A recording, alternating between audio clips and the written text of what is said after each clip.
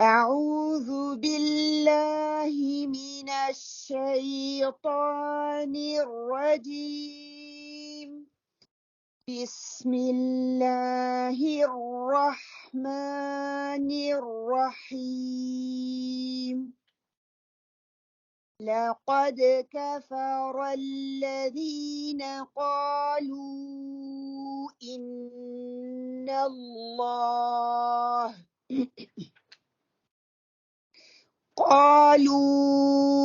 إن الله هو المسيح ابن مريم. وقال المسيح يا بني إسرائيل اعبدوا الله ربي وربكم إنه من يشرك بالله فقد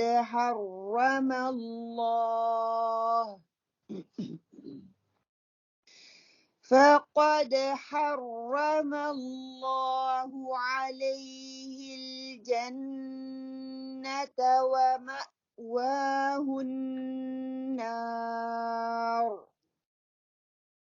وما للظالمين من أنصار. لقد كفر الذين قالوا إن الله ثالث ثلاثة وما من إله إلا إله واحد وإن لم ينتهوا عما يقولون ليمسن الذين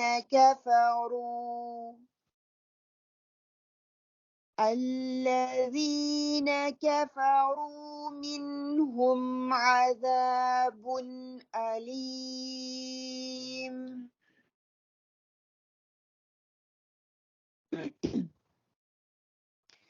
أفلا يتوبون إلى الله ويستغفرونه والله غفور رحيم. ما المسيح ابن مريم إلا رسول قد خلت من قبله الرسل وأمه صديقة كانا يأكلان الطعام انظر كيف نبين لهم الآيات ثم انظر أنى يؤفكون. قل أتعبدون من دون الله ما لا يملك لكم ضرا ولا نفعا والله هو السميع العليم. قل يا أهل الكتاب لا تغلوا في دينكم غير الحق ولا تتبعوا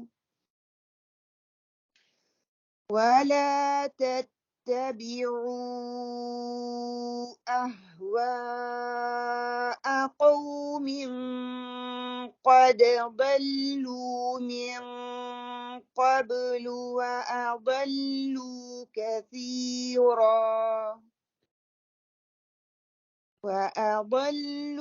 كثيرا وضلوا عن سواء السبيل. السبيل صدق اللہ العظیم۔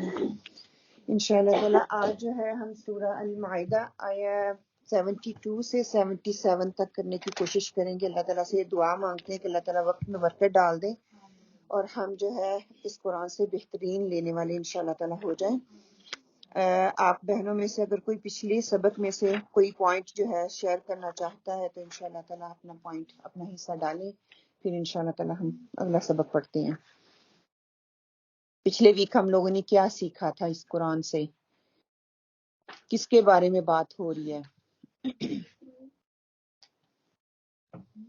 68 آیات سے پوائنٹ کا تھا کہ قرآن کی پیروی کرنا اصل دین ہے، کامیابی کی شرائط قرآن و حدیث پر عمل کرنے سے ہے اور ہدایت کے لیے قرآن کے ہر حکم پر عمل کرنا۔ الحمدللہ جی جو بھی نبی پاک صلی اللہ علیہ وسلم کو دیا گیا تھا انہوں نے پہنچا دیا، تو اس جو بھی ملتا ہے ہمیں بھی آگے پہ پہنچا دینا چاہیے۔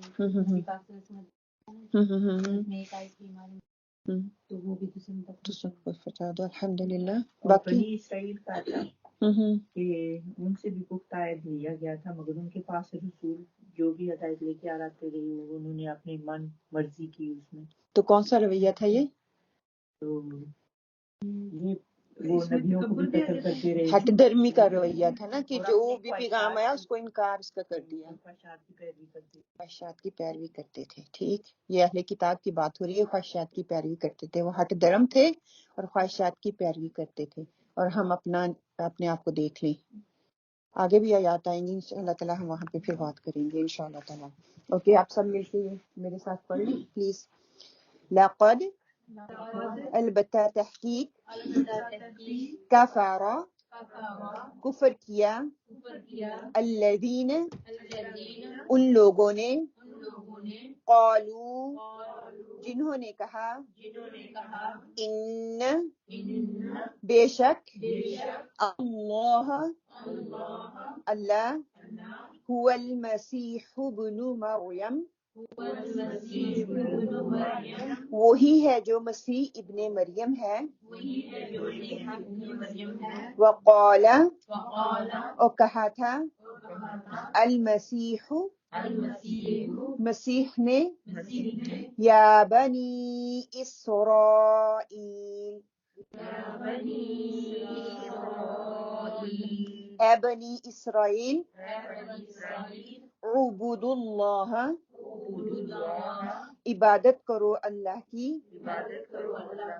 ربی جو میرا رب ہے، وربکم اور تمہارا رب ہے، انہو بے شک وہ، من جو، یشرک شرک کرے گا، اللہ باللہ ساتھ اللہ کے، فقد تو تحقیق، حرم اللہ حرام ٹھہرایا اللہ نے، علیہ اس پر، الجنت جنت کو، ومأواہ النار اس کا ٹھکانہ آگ ہے، وما اور نہیں، للظالمین ظالموں کے لیے، من انصار کوئی مددگار۔ ابا محاورہ ترجمہ، بے شک وہ لوگ کافر ہو گئے جن کا قول ہے کہ مسیح ابن مریم ہی اللہ ہے، حالانکہ خود مسیح نے کہا تھا کہ اے بنی اسرائیل اللہ ہی کی عبادت کرو جو میرا اور تمہارا سب کا رب ہے۔ یقین مانو کہ جو شخص اللہ کے ساتھ شریک کرتا ہے اللہ تعالیٰ نے اس پر جنت حرام کر دی ہے، اس کا ٹھکانہ جہنم ہی ہے اور گناہ گاروں کی مدد کرنے والا کوئی نہیں ہوگا۔ کہ ترجمہ ہی ہے الحمدللہ واضح کلیئر ہے، لیکن ہم تھوڑی سی کوشش کرتے ہیں کہ اس کو اور تھوڑا سمجھ لیں۔ لقد کفر الذین البتہ تحقیق کافر ہوئے وہ لوگ، عربی زبان میں جب لام آتا ہے نا تو لام تاکید کے لیے آتا ہے نا، گرامر کے لحاظ سے جب ہم دیکھتے ہیں لام تاکید کے لیے آتا ہے، اور قد بھی جو ماضی کا فقرہ ہوتا ہے نا اس کے اوپر اور تاکید کے لیے، کہ ایک کے بعد دوسری تاکید، دو تاکید کٹھی آ گئی کہ جو البتہ تحقیق کافر ہوئے وہ لوگ کیا کرتے ہیں، قالو ان سے کہہ دو جنہوں نے کہا، قالو جنہوں نے کہا کہ یہ جو ان کا عقیدہ ہے جو وہ اظہار کر رہے ہیں جس چیز کا، ان اللہ هو المسیح ابن مریم، کہ بے شک اللہ تعالیٰ جو ہے مسیح ابن مریم ہے، یعنی کہ اللہ تعالیٰ ہی جو ہے ان کا جو مسیح ابن مریم کا بیٹا ہے، عیسیٰ علیہ السلام جو ہے وہ اللہ تعالیٰ کا بیٹا ہے، اس کے علاوہ کوئی اور ہستی یا ذات اللہ نہیں ہے بلکہ یہی خدا ہے۔ یہ جو ہے کہتے ہیں کہ اللہ تعالیٰ نے فرمایا یہ لوگ پکے کافر ہیں جنہوں نے یہ فرقہ اختیار کیا ہوا ہے جو کہ اللہ سبحانہ تعالیٰ کو خالق، جنہوں نے عیسیٰ مسیح ابن مریم کو اللہ خالق بنا لیا، ان کو خدا کہہ دیا، کہ ایک خالق جو ہے جو وہ خالق جو ہے وہ مخلوق کو ایک ہی چیز انہوں نے کر دیا ہے، کہ جو کریٹر ہے اس کو جو بنانے والا ہے ان دونوں کو ایک انہوں نے کر دیا ہے، کہ مخلوق خالق جو ہے اس نے مخلوق کو کریٹ کیا ہے۔ انشاءاللہ تعالیٰ اگلی آیت اس چیز کی کو وضاحت کر دے گی کہ کس طرح خالق نے مخلوق کو بنایا، کہ حالانکہ خالق کا کسی مخلوق کے روپ میں ظاہر ہونا جو ہے اس چیز کے خلاف ہے، ان لوگوں کے کفر میں کوئی کسر ان لوگوں نے باقی نہیں چھوڑی بلکہ انہوں نے اپنی پوری کوشش جو ہے وہ کی۔ اللہ تعالیٰ نے فرمایا کہ جن لوگوں نے کہا کہ اللہ جو ہے اللہ تعالیٰ مسیح ابن مریم ہے تو انہوں نے صریحاً کفر کا ارتکاب کیا، کہ یہ ایک ایسا عقیدہ ہے جو کہ عقل کے خلاف ہے، عقل اس چیز کو مانتی نہیں ہے، کہ انسانی فطرت سے بھی یہ جو ہے مطابقت نہیں رکھتا کہ اللہ کی وحدانیت جو ہے انسانی فطرت میں داخل ہو جائے، استغفر اللہ، کہ وہ یہ کہہ رہے ہیں کہ مریم علیہ السلام جو ہیں نعوذ باللہ استغفر اللہ، اللہ تعالیٰ کو وہ ان کا آپس میں رشتہ ہے تو اس کی وجہ سے جو ہے مسیح ابن مریم حضرت عیسیٰ علیہ السلام کی پیدائش ہوئی اور پھر وہ کیا ان کا بیٹا بن گیا، نعوذ باللہ استغفر اللہ۔ اللہ تعالیٰ کو ان چیزوں کی ضرورت نہیں ہے۔ ابو امام حنیفہ اس کے حوالے سے فرماتے ہیں اگر کوئی انسان پیدا ہوتے ہی کسی پہاڑ کی چوٹی پر یا کسی ایسے جزیرے پر پہنچ جائے جہاں کسی دوسرے انسان کا گزر نہ ہو، پھر وہ جوان ہو کر عقل اور شعور کی عمر کو پہنچ جائے تو باوجود اس کے کہ اس کے پاس کوئی مبلغ دین نہیں آیا، خود اس کی عقل سلیم جو اللہ تعالیٰ نے اس کو دی ہے اس کا تقاضا ہے کہ اسے اللہ تعالیٰ کی وحدانیت پر یقین رکھنے پر آمادہ کرے۔ ایسے شخص سے نماز، روزہ، حج، زکوٰۃ وغیرہ کی باز پرس نہیں ہوگی کیونکہ وہ میسج ان تک نہیں پہنچا، لیکن جو افاقی اور کونی نشانیاں ہیں وہ اس تک پہنچ رہی ہیں۔ ان اونلی اللہ نے جو عقل دی ہے، عقل کا تقاضا ہے کہ انسان سوچے یہ اتنی خوبصورتی، یہ بادل آ رہے ہیں، بارش آ رہی ہے، ہوا چل رہی ہے، درخت ہیں، یہ ساری چیزیں کون بنانے والا ہے؟ تو وہ ابو امام حنیفہ کہتے ہیں کہ اس کو جو اس کے جو فرائض ہیں ان کی باز پرس نہیں ہوگی کیونکہ ان تک پیغام پہنچانے والا کوئی نہیں گیا۔ تاہم اگر وہ کفر اور شرک کا ارتکاب کرے گا تو ان اللہ ماخوذ ہوگا، کہ کیونکہ اللہ نے اسے عقل سلیم دے کر اس دنیا میں بھیجا تھا اور اس عقل کا تقاضا ہے کہ وہ نشانی قدرت جو ہے اللہ تعالیٰ کی نشانیاں ہیں ان کو دیکھ کر اپنے مالک کو پہچانے اور اس کی وحدانیت پر ایمان لے کے آئے۔ کہتے ہیں نا کہ انسان جو ہے فطرت سلیم پہ پیدا ہوتا ہے، بعد میں انسان کا ماحول اس کو مسخ کر دیتا ہے، تو وہی بات یہ ابو امام حنیفہ یہاں پہ کہتے ہیں کہ یہ ان لوگوں نے کیسا عقیدہ بنا لیا جو کہہ رہے ہیں کہ نعوذ باللہ استغفر اللہ یہ اللہ کے بیٹا ہیں، اللہ تعالیٰ نے تو مریم علیہ السلام ہاں ان کے اندر روح ہونگی، روح کہ یہ ایک معجزہ تھا جو اللہ سبحانہ وتعالیٰ نے مریم علیہ السلام کو دیا۔ پھر فرمایا وقال المسیح، اور مسیح علیہ السلام نے کہا یا بنی اسرائیل اعبدوا اللہ ربی و ربکم، اے بنی اسرائیل اللہ تعالیٰ کی عبادت کرو جو میرا رب ہے اور تمہارا رب ہے۔ مسیح علیہ السلام تو یہ کہہ رہے ہیں، وہ تو یہ پیغام دے رہے ہیں کہ اس رب کی عبادت کرو جس نے مجھے پیدا کیا اور تجھے پیدا کیا، اور وہ جو ہے وہ کہہ رہے ہیں کہ تو رب کا بیٹا ہے۔ اب اسی چیز کی یہاں پہ تردید کی جا رہی ہے کہ مسیح علیہ السلام جب تک اس دنیا میں موجود رہے وہ اپنی قوم کو کیا کرتے رہے، توحید باری تعالیٰ کا پیغام جو ہے وہ پہنچاتے رہے کہ اللہ کو ایک مانو، اسی کی تعلیم اللہ تعالیٰ کی تعلیم ہی وہ دیتے رہے، مگر آپ کے بعد انہوں نے خود مسیح علیہ السلام کو ہی اللہ کا بیٹا بنا ڈالا۔ جب تک وہ موجود تھے تب تک وہ پیغام دیتے رہے، اپنی پوری کوشش کرتے رہے. ان کے جانے کے بعد ان لوگوں نے کیا کیا کہ ان کو اللہ کا بیٹا قرار دینا شروع کر دیا. انہوں نے کیا کہا کہ اللہ کی عبادت کرو، میں اس کا بندہ ہوں، تمہاری طرف بھیجا گیا ہوں. کیسے؟ رسول بنا کر بھیجا گیا ہوں. سورہ ال عمران میں ہم پڑھ کے آ چکے ہیں نا، وہ رسول الی بنی اسرائیل، کہ یہاں تک کہ عیسیٰ علیہ السلام صرف بنی اسرائیل کے لیے آئے تھے، وہ پوری قوم کے لیے نہیں آئے تھے، پوری امت کے لیے نہیں آئے تھے، پوری انسانیت کے لیے نہیں آئے تھے.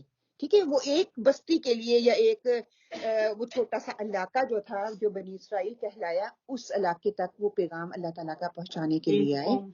ایک قوم کے لیے، ہاں ایک قوم کے لیے. ٹھیک ہے، ان تک وہ پیغام پہنچانے کے لیے آئے. انہوں نے وہ اپنا کام جو ہے وہ پوری امانت داری سے کیا.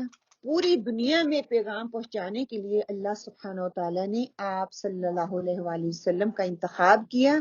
آپ صلی اللہ علیہ وسلم کو اس دنیا میں بھیجا. آپ صلی اللہ علیہ وسلم ختم النبیین بنا کر بھیجا، آخری نبی. اور انہوں نے جو پیغام دیا وہ میرے لیے، آپ کے لیے، گزرے ہوئے لوگوں کے لیے، آنے والے لوگوں کے لیے، مسلمان نان مسلم، پوری انسانیت کے لیے جو ہے ان کو جو ہے انسانیت کے لیے رسول بنا کر بھیجا. اب اللہ تعالیٰ کہہ رہے ہیں آگے اسی شرک کی جو ہے وہ نفی کی جا رہی ہے کہ انہو من یشرک باللہ، بے شک جس نے اللہ تعالیٰ کے ساتھ شرک کیا اور یہی عقیدہ لے کر اس دنیا سے چلا گیا، نعوذ باللہ، فقد حرم اللہ علیہ الجنت، پس تحقیق اللہ تعالیٰ نے اس پر جنت حرام کر دی. اللہم لا تجعل منہم، کہ اس کا ٹھکانہ دوزخ اللہ تعالیٰ نے بنا دیا. ایسا شخص اللہ کی رحمت سے ہمیشہ ہمیشہ کے لیے محروم ہو جاتا ہے. اور ایک اور مقام پر اللہ تعالیٰ فرماتے ہیں کہ ایسے شخص کے لیے رحمت کے دروازے نہیں کھلتے حتی یلج الجمل فی سم الخیط، یہاں تک کہ اونٹ سوئی کے ناکے میں سے گزر جائے. مطلب کہ سوئی کا وہ دھاگا ڈالنے اور جگہ کتنی چھوٹی ہوتی ہے، تو اس میں سے کیسے امپاسبل یہ چیز ہے کہ اللہ تعالیٰ بخش دے. جیسی ہاں یہ مثال دی گئی ہے کہ جیسے سوئی ہے، سوئی کے پیچھے دھاگا ڈالنے والی چھوٹا سا سوراخ ہے، اس کا جو ناکا جس کو ہم بولتے ہیں، اس میں سے دھاگا اتنا باریک ہوتا ہے، وہ اتنی مشکل سے ہم اس کو ڈالتے ہیں. ایک اونٹ جو ہے وہ کس طرح اس میں سے گزر جائے گا؟ وہی نا، مطلب کہ نہیں مطلب کہ امپاسبل چیز ہے، امپاسبل ہے. جی، کہ چھوٹی سی بھی آپ نے اللہ کے ساتھ شریک ٹھہرا دیا، وہ آپ کا قولی ہو، آپ کا فعلی ہو. یہ ایک اتنی باریک لائن ہے، کہتے ہیں کہ کالی اندھیرا ہے، اندھیرے میں ایک کالا پتھر ہے، کالے پتھر پہ کالی چونٹی ہے. شرک ایسا ہوتا ہے، پتا چلے گا. ایک تو اندھیرا، اندھیرے کے اوپر کالا پتھر، کالے پتھر کے اوپر کالی چونٹی. سبحان اللہ، اتنی خاموشی سے آتا ہے اور آپ کو احساس تک نہیں ہوتا ہے. اور ہم لوگوں کو شعور ہی نہیں ہے، علم ہی نہیں ہے. یہ نہیں کہ اللہ تعالیٰ ہمیں بچائے رکھے، اللہ تعالیٰ آخرت پہ آخری ہمارا جو کلمہ ہے لا الہ الا اللہ، اس کی شہادت دیتے ہوئے ہم جائیں کہ ہمیں نہیں پتا ہم بولتے ہوئے کب شرک کر رہے ہیں، ہم کوئی بات کرتے ہوئے کب شرک کر رہے ہیں، ہمارے قول اور فعل میں کب شرک آ رہا ہے، ہماری عبادات میں کہاں کہاں پہ ہم لوگ کر رہے ہیں. اس کے لیے ہمیں بہت علم لینے کی ضرورت ہے، بہت شعور رکھنے کی ضرورت ہے. کہتے ہیں کہ دوسرا یہ کہ ہم کسی کو جب کوئی فوت ہوتا ہے نا یا چلا جاتا ہے، نعوذ باللہ استغفر اللہ، کوئی دیکھتے ہیں ہم کہ کوئی انسان تھا یا کوئی ایسا کام کر رہا تھا، بظاہر ہم پیچھے بھی کئی دفعہ یہ اس طرح کی مثالیں پڑھ چکے ہیں کہ بظاہری طور پہ ہم کسی کو یہ نہیں کہہ سکتے جنتی ہے یا دوزخی ہے، کہ اس کا فعل، اس کا قول بظاہر طور پہ ہمیں لگ رہا تھا غلط ہے، لیکن اس کا معاملہ اللہ سبحانہ تعالیٰ کے ساتھ کیسا ہے وہ ہمیں نہیں پتا. یہ اتنی امپاسبل بات ہے کہ جس طرح اونٹ کا سوئی کے ناکے سے گزرنا ناممکن ہے، اسی طرح کافر کے لیے جنت میں جانا ناممکن ہے جو اس عقیدے پہ مرا کہ اللہ کے ساتھ کسی کو شریک ٹھہرایا کسی بھی درجے میں. استغفر اللہ. یہاں پر اللہ تعالیٰ نے عیسیٰ علیہ السلام کا قول کو نقل کر کے کہا کہ مشرک کبھی جنت میں نہیں جا سکتا. کیوں نہیں وہ جا سکتا؟ کیونکہ اللہ تعالیٰ نے ان کو آیات دی انجیل کی، ان کے ساتھ تھی کہ سجدہ صرف اللہ کے سامنے ہوگا، لیکن انہوں نے کیا کرنا شروع کر دیا، انہوں نے شرک کی بہت سی قسمیں نکال لی، طرح طرح کا وہ شرک کرنے لگ گئے. اکثر لوگ عبادت میں شرک کرتے ہیں، پھر اللہ تعالیٰ کی صفات میں شرک کرتے ہیں، پھر انہوں نے کیا کیا, عیسیٰ علیہ السلام کو اللہ کا بیٹا بنا دیا. اگلی آیت انشاءاللہ تعالیٰ اس چیز کو اور واضح کر دے گی. وما للظالمین من انصار کہ ظلم کرنے والوں کا کوئی مددگار نہیں ہوگا. انصار یہاں پہ مدد نصرت کے معنی میں ہے, مدافعت کرنا کسی کی یا کسی کو بچانا. جیسے ہم آتے ہیں نا, ہم کہتے ہیں اس کو بچا لو, ہم دوسرا بندہ دوسرے کے پاس جاتا ہے, اس وقت کوئی کسی کو نہیں بچائے گا, سب کو اپنی اپنی پڑی ہوئی ہوگی. اللہ سبحانہ و تعالیٰ کہتے ہیں کہ اللہ نے فرمایا کہ سب سے بڑا شرک جو ہے وہ اللہ کے ساتھ کسی کو شریک ٹھہرانا ہے. ان الشرک لظلم عظیم, لقمان سورہ لقمان میں ہم انشاءاللہ تعالیٰ پڑھیں گے کہ سب سے بڑا شرک جو ہے اللہ تعالیٰ کے ساتھ کسی کو شریک ٹھہرانا ہے. اور ایک اور جگہ پہ سورہ البقرہ میں ہم پڑھ چکے ہیں والکافرون هم الظالمون کہ کافر لوگ ہی ظالم ہیں, جنہوں نے کفر اور شرک کرنے والے بد عقیدہ لوگ جو ہیں وہ اس سے پیدا ہوتے ہیں اور وہ جنت کی امید رکھتے ہیں. نعوذ باللہ استغفر اللہ. اگر ہم اپنے آپ پہ یہاں پہ تھوڑا سا ریفلیکٹ کر لیں کہ ہم بھی یہ عقیدہ رکھتے ہیں, ہم مسلمان ہیں, ہم بھی کہتے ہیں محمد صلی اللہ علیہ وسلم کو ماننے والے ہیں, لیکن ہمارے اعمال کیسے ہیں, ہماری باتیں, ہمارے قول اور قرار کیسے ہیں نا, ہم بھی اس پہ تھوڑا کر لیں. اللہ سبحانہ تعالیٰ ہمیں جو ہے معاف فرمائے. اس وقت یہ یہود اور نصارہ سے بات کی جا رہی ہے, اہل کتاب سے بات کی جا رہی ہے. اہل کتاب ہم بھی ہیں, اہل کتاب آپ اور میں بھی ہیں. کہ اگر آپ میں سے کوئی, ہم نے شرک کے حوالے سے کیا تھا نا پروگرام, 6 ویک کا ہمارا یہ گزر چکا ہے, آپ میں سے اگر کوئی بتانا چاہے شرک دوسرے لوگوں کے لیے, چلو آپ کے لیے صدقہ جاریہ بن جائے گا کہ شرک ہم نے کیا کیا پڑھا تھا, شرک کیا ہوتا ہے. اگر آپ اپنی زبان میں کسی کو بتانا چاہیں, کسی بہن کو نہیں پتا کیا ہوتا ہے شرک. کوئی شرک ہوتا ہے تو آپ سوچم جاتے ہیں کہ جیسے بارش ہو رہی ہے تو اس کے بارے میں کوئی ایسا آج ہی بارش ہونی تھی, یا بارش آج کیوں ہو رہی ہے, یہ تو رحمت ہے نا. اور دوسرا میرے ساتھ ہی یہ کیوں ہوا ہے, میں ہی ملی تھی اللہ کو یہ سب کرنے کے لیے. اگر آپ کے اوپر کوئی مصیبت آتی ہے تو دوسرا میرے میاں نہ ہوتے تو یہ تو ہو ہی نہیں سکتا تھا. یعنی میاں کو اللہ سے زیادہ درجہ دے دیا. یہ کہہ سکتے ہیں کہ اللہ کے بعد اللہ نے میرے میاں کو وسیلہ بنایا تو وہ اس قابل ہوئے کہ انہوں نے میری مدد کی. گڈ. اور میاں والی بات بہت اچھی ہے کہ ہم کہتے ہیں ہائے اللہ تعالیٰ کو میرا ہی میاں ملا تھا یا میرا ہی بچہ ملا تھا, میں ان کے بغیر کیسے جیوں گی. اللہ سبحانہ تعالیٰ کسی کے حق میں کوئی ناانصافی کرنے والے تھوڑی ہیں. اور ہم ڈاکٹر کے پاس جاتے ہیں تو ٹھیک ہو جاتے ہیں جب, یا میں پیراسٹامول کھاتی ہوں تو ٹھیک ہو جاتی ہوں. کئی دفعہ تو میں کہتی ہوں مجھے تو پیراسٹامول سے آرام آیا, میں ڈاکٹر کے پاس گئی تو مجھے آرام آیا, جبکہ اللہ تعالیٰ نے شفا لکھی تھی تو مجھے شفا ملی ہے. ہاں, کہ ہمارے الفاظ بولنے سے جو ہم بولتے ہیں نا, یہ نہیں کہ ہم شعوری طور پہ کہہ رہے ہیں, ہم لا شعوری کہہ رہے ہیں. وہ بولی سنی ہوئی باتیں جو ہے نا, وہ دوسروں سے سنی ہوئی وہی بات ہم آگے کر رہے ہیں. کہ بغیر سوچے سمجھے, یہاں پہ تھوڑا سوچ سمجھ کے بات کرنے کی ضرورت ہے کہ اللہ نے اس میں شفا رکھ دی. میں پیراسٹامول کھاتی ہوں تو اللہ تعالیٰ ہی اس میں شفا رکھتے ہیں. میں فلان ڈاکٹر کے پاس جاتی ہوں تو اللہ تعالیٰ نے اس کے ہاتھ میں شفا رکھ دیا. کہ اسباب اللہ تعالیٰ کہتے ہیں دنیا میں ڈائریکٹلی وہ نہیں آئے گا, اللہ تعالیٰ نے اسباب بنائے ہیں, وہ لوگوں کے دلوں میں وہ چیز ڈال دیتے ہیں اور اللہ تعالیٰ اس میں شفا ہو جاتی ہے.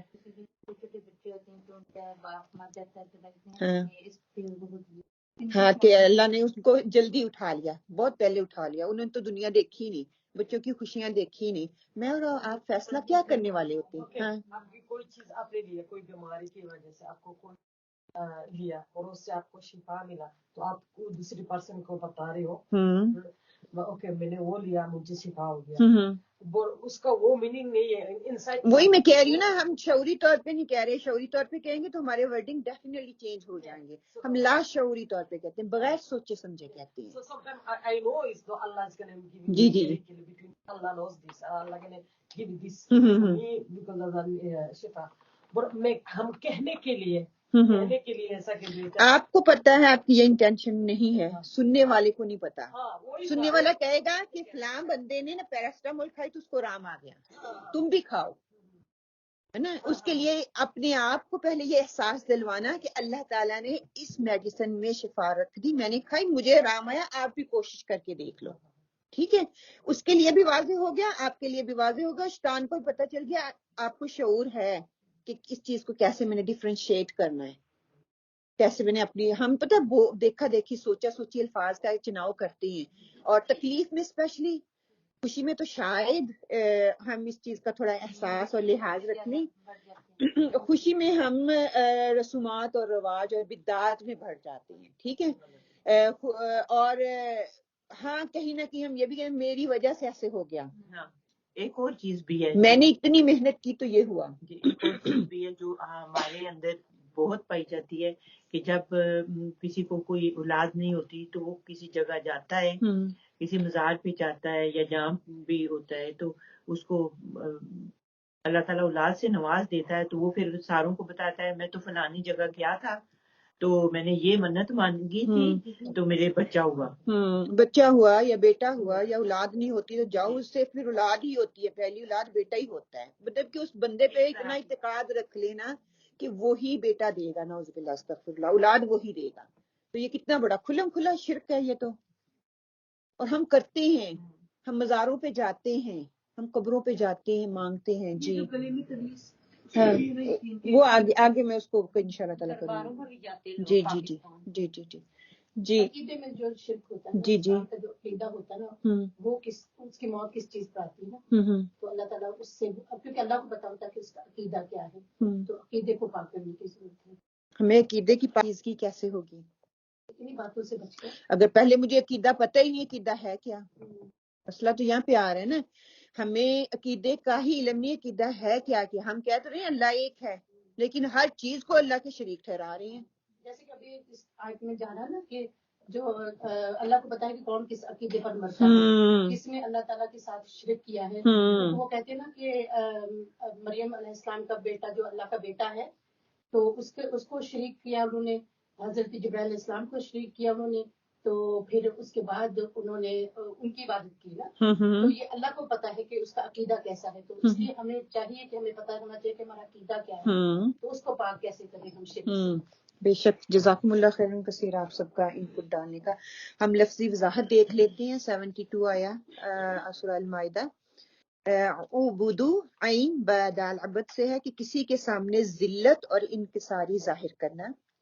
غلام اس کے لیے بولا جاتا ہے, یعنی کہ وہ انسان جس کو خریدا جائے اور پھر فروخت کیا جائے. اور بندہ اس کے لیے یہ لفظ استعمال ہوتا ہے, یہی روٹ ورڈ استعمال ہوتا ہے جسے اللہ نے پیدا کیا, اور عابد عبادت گزار اسی کے لیے. اچھا, یہ روٹ ورڈ یہ استعمال ہوتا ہے, اس کا کانٹیکسٹ جو ہوگا اس کے پیچھے ہر دفعہ ڈفرنٹ ہوگا. آپ امیز ہوں گے جب یہ آپ قرآن کی ڈفرنٹ آیات میں اس روٹ ورڈ کے ساتھ ڈفرنٹ بات ہوتی دیکھیں گے. سبحان اللہ, کہ پھر وہ چیز آپ کو سمجھاتی ہے کہ واقعی یہ کلام اللہ ہے, کسی انسان کا کلام نہیں, یہ اللہ کا کلام ہے. کہ ایک روٹ سے کتنے ڈفرنٹ میننگ جو ہیں, کتنے ڈفرنٹ کانٹیکسٹ جو ہے ہم لے سکتے ہیں. اس طرح یشرک, شین را کاف شرک سے ہے, دو ملکیتوں کو باہم ملانا, شرک ہونا, شریک ہونا, ساجی یا ساتھی ہونا, دین میں شرک اللہ کے ساتھ شریک کرنا, اور دنیا کے پھندے میں پھنسا ہوا ہونا, کہ ایسی چیز کو ایجاد کرنا. حرم حرامین, جس سے روک دیا گیا ہو, یہ کوڑا جو ہے اس کے لیے بھی یہ لفظ ہے, کوڑا جو نرم نہ کیا گیا ہو. حرام اس کے لیے لفظ استعمال ہوتا ہے وہ شخص جو حالت حرام میں ہو. الشہر الحرام اس کے لیے لفظ آتا ہے, اور حرمت کے لیے یہ لفظ بولا جاتا ہے.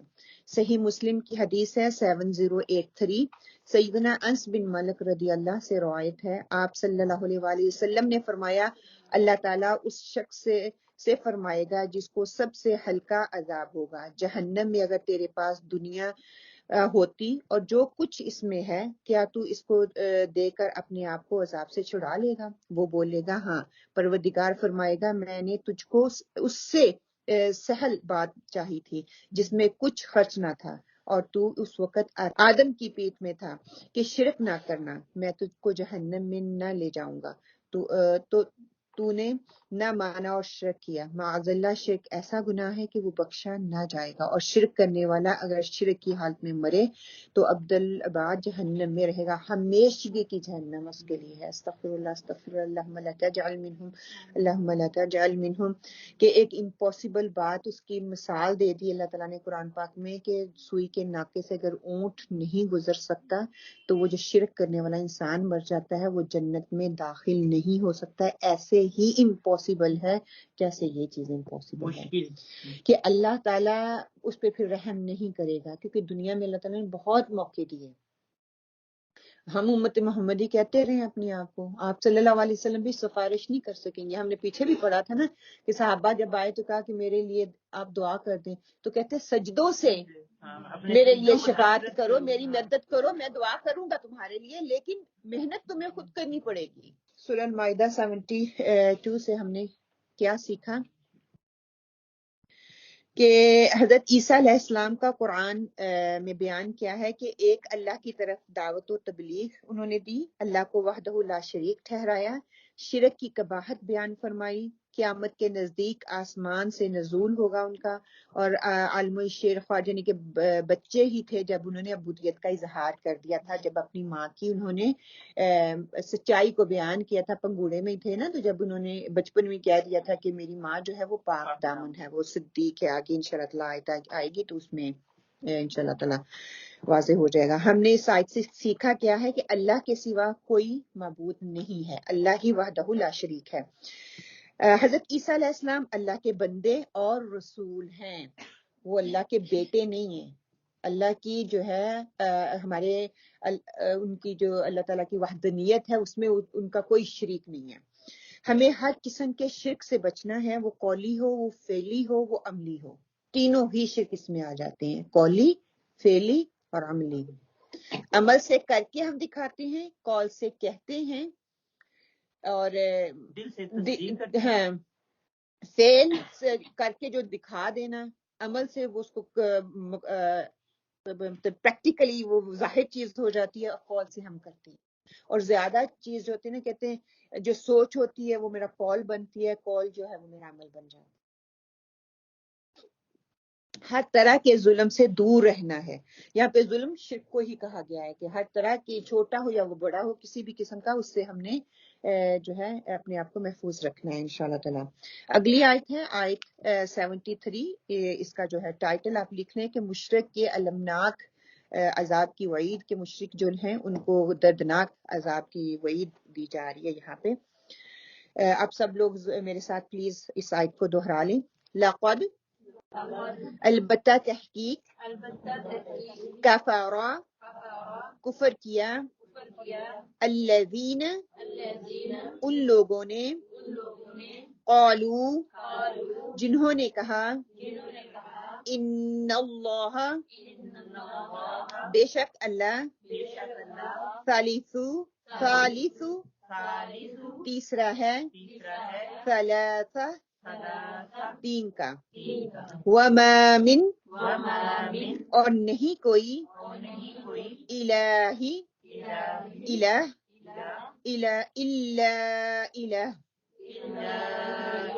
مگر الہ، مگر اللہ ایک ہی ہے، واحد، ایک ہی، وَإِن، اور اگر، لمنا، ینتہو، وہ باز آئے، عما، اس سے جو، یقولون، وہ کہتے ہیں، لا یمسن،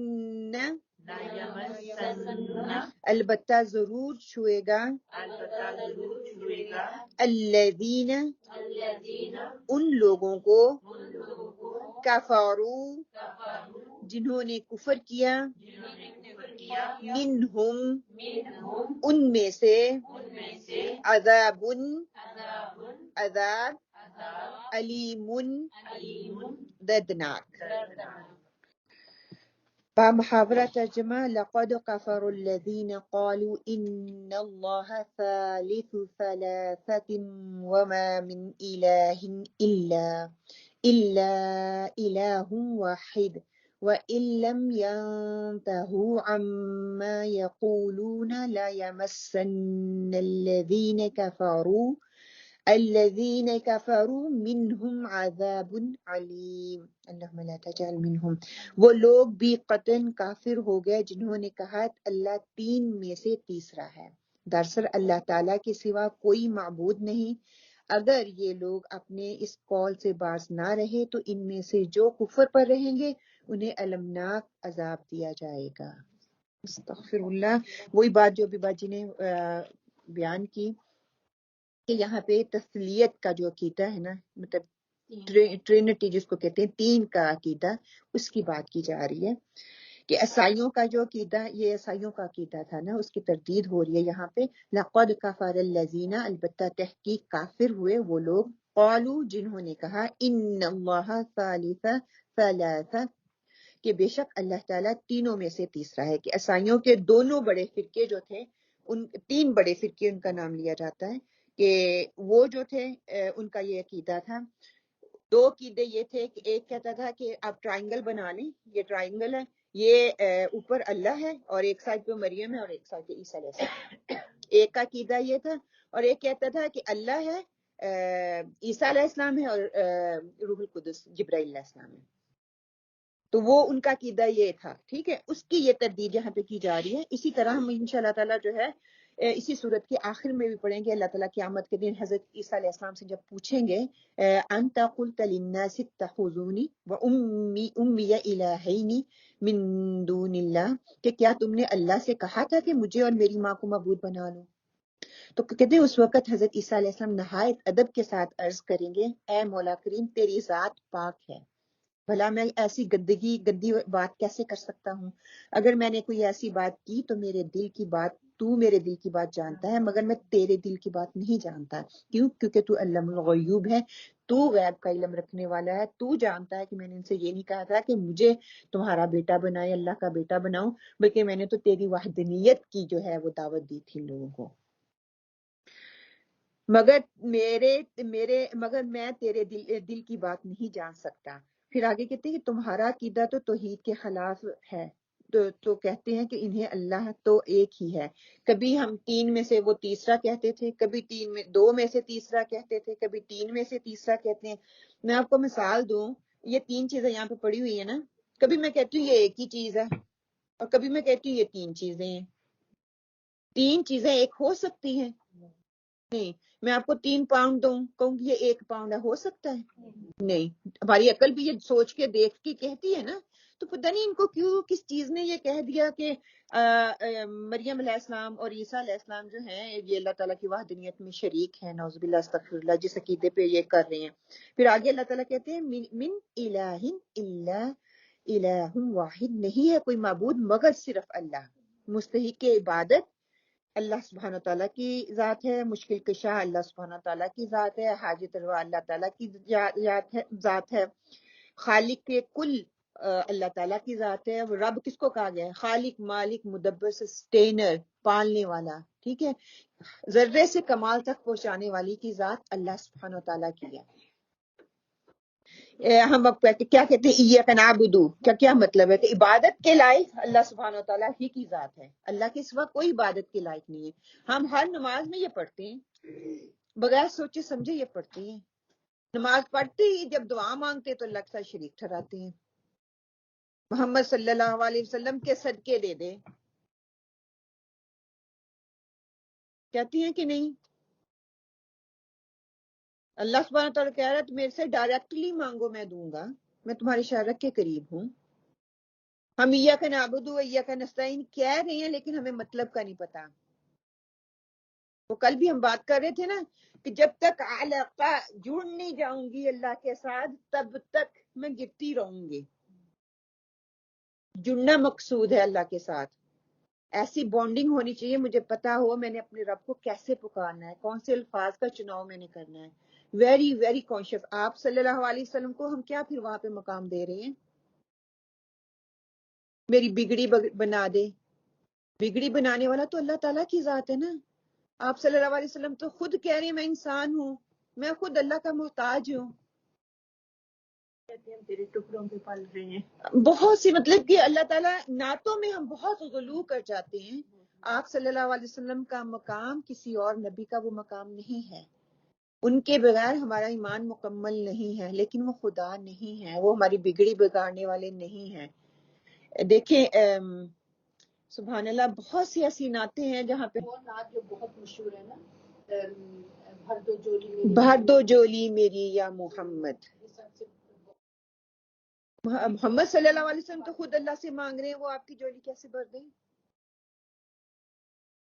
تو یہ چیزیں الفاظ ہم بولتے ہیں، ہم یہ نہیں کہتی میں نعوذ باللہ استغفر اللہ کہ وہ اللہ کے ساتھ شاید شریک ہی ٹھہراتی ہوں، لیکن ہمارے الفاظ محبت میں، انسان دیکھنا آگے بات ہوگی، بدعت کا آغاز محبت سے کرتا ہے یا ثواب کی نیت سے. ہاں تو محبت ثواب محبت ہی ہو جاتی ہے نا کہ مجھے زیادہ ثواب ملے، پھر وہاں سے وہ غلط کام کرنا شروع کرتا ہے کہ شیطان بنیاد ایسی آپ کے دل میں ڈالتا ہے کہ یہ بہت اچھا کام ہے، اس کو کرو، اس سے تمہیں اجر ملے گا، لیکن وہ غلط کام ہے، نہ سنت میں ہے نہ قرآن میں ہے.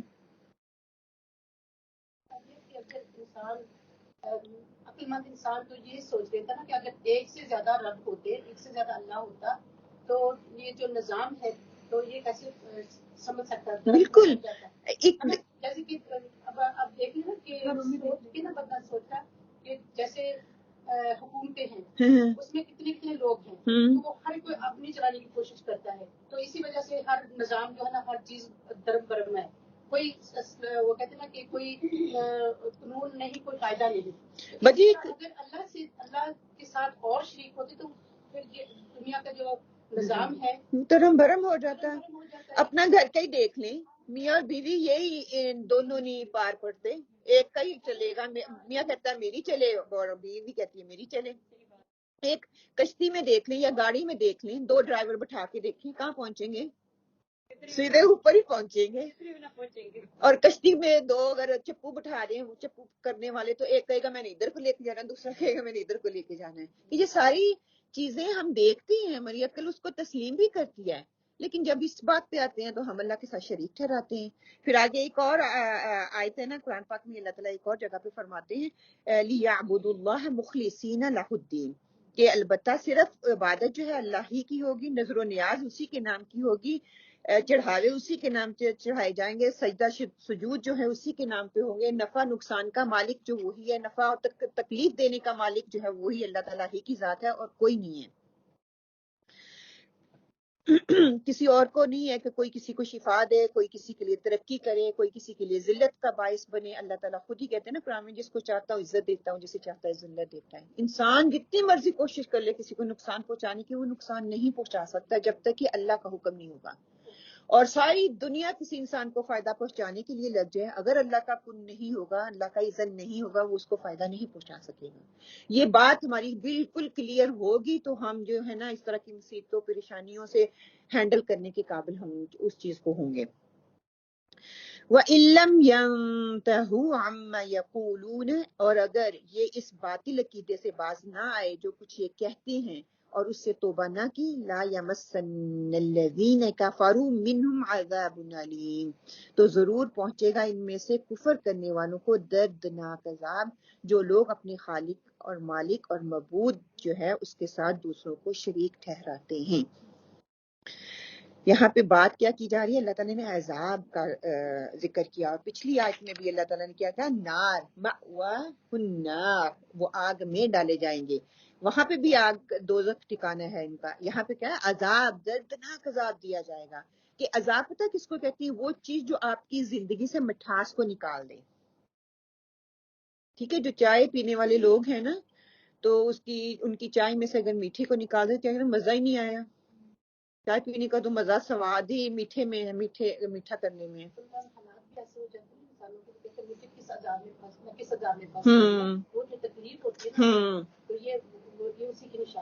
جی جب تک وہ نکلتا نہیں اس وقت سے میں تو عذاب میں پھنسا ہوا تھا. یہ تو چھوٹے وہ کہتی ہے نا، آگے ہم پڑھیں گے، اللہ نعوذ باللہ استغفر اللہ، اللہ سبحانہ تعالیٰ کہتے ہیں کہ میں ڈالوں گا، کیونکہ یہ جو سکن ہے نا ہماری اوپر والی، دیکھیں جب جلتی ہے تو کٹھی ہو جاتی ہے آگ کے اوپر. جب آپ دیکھیں اوون میں جب جاتا ہے تو وہ اوپر سے سکن کٹھی ہو جاتی ہے، آپ کو تکلیف ہوتی ہے. جب نیچے والی سکن جلتی ہے اتنی تکلیف نہیں ہوتی. یہ اوپر والی سکن اللہ تعالیٰ کہتے ہیں میں اس کو جلاؤں گا، پھر اس کو نئی سکن دوں گا، پھر جلاؤں گا، پھر نہیں دوں گا.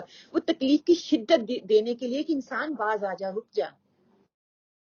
اگر وہ رحمت دکھانے والا ہے، رحم کرنے والا ہے، تو وہ اتنا نہ عذاب دینے والا بھی ہے، ہمارے گناہوں کو بھی پکڑ بھی کرنے والا ہے. تو اس آیت سے ہم نے کیا سیکھا؟ لفظی وضاحت دیکھ لیں کہ ثالث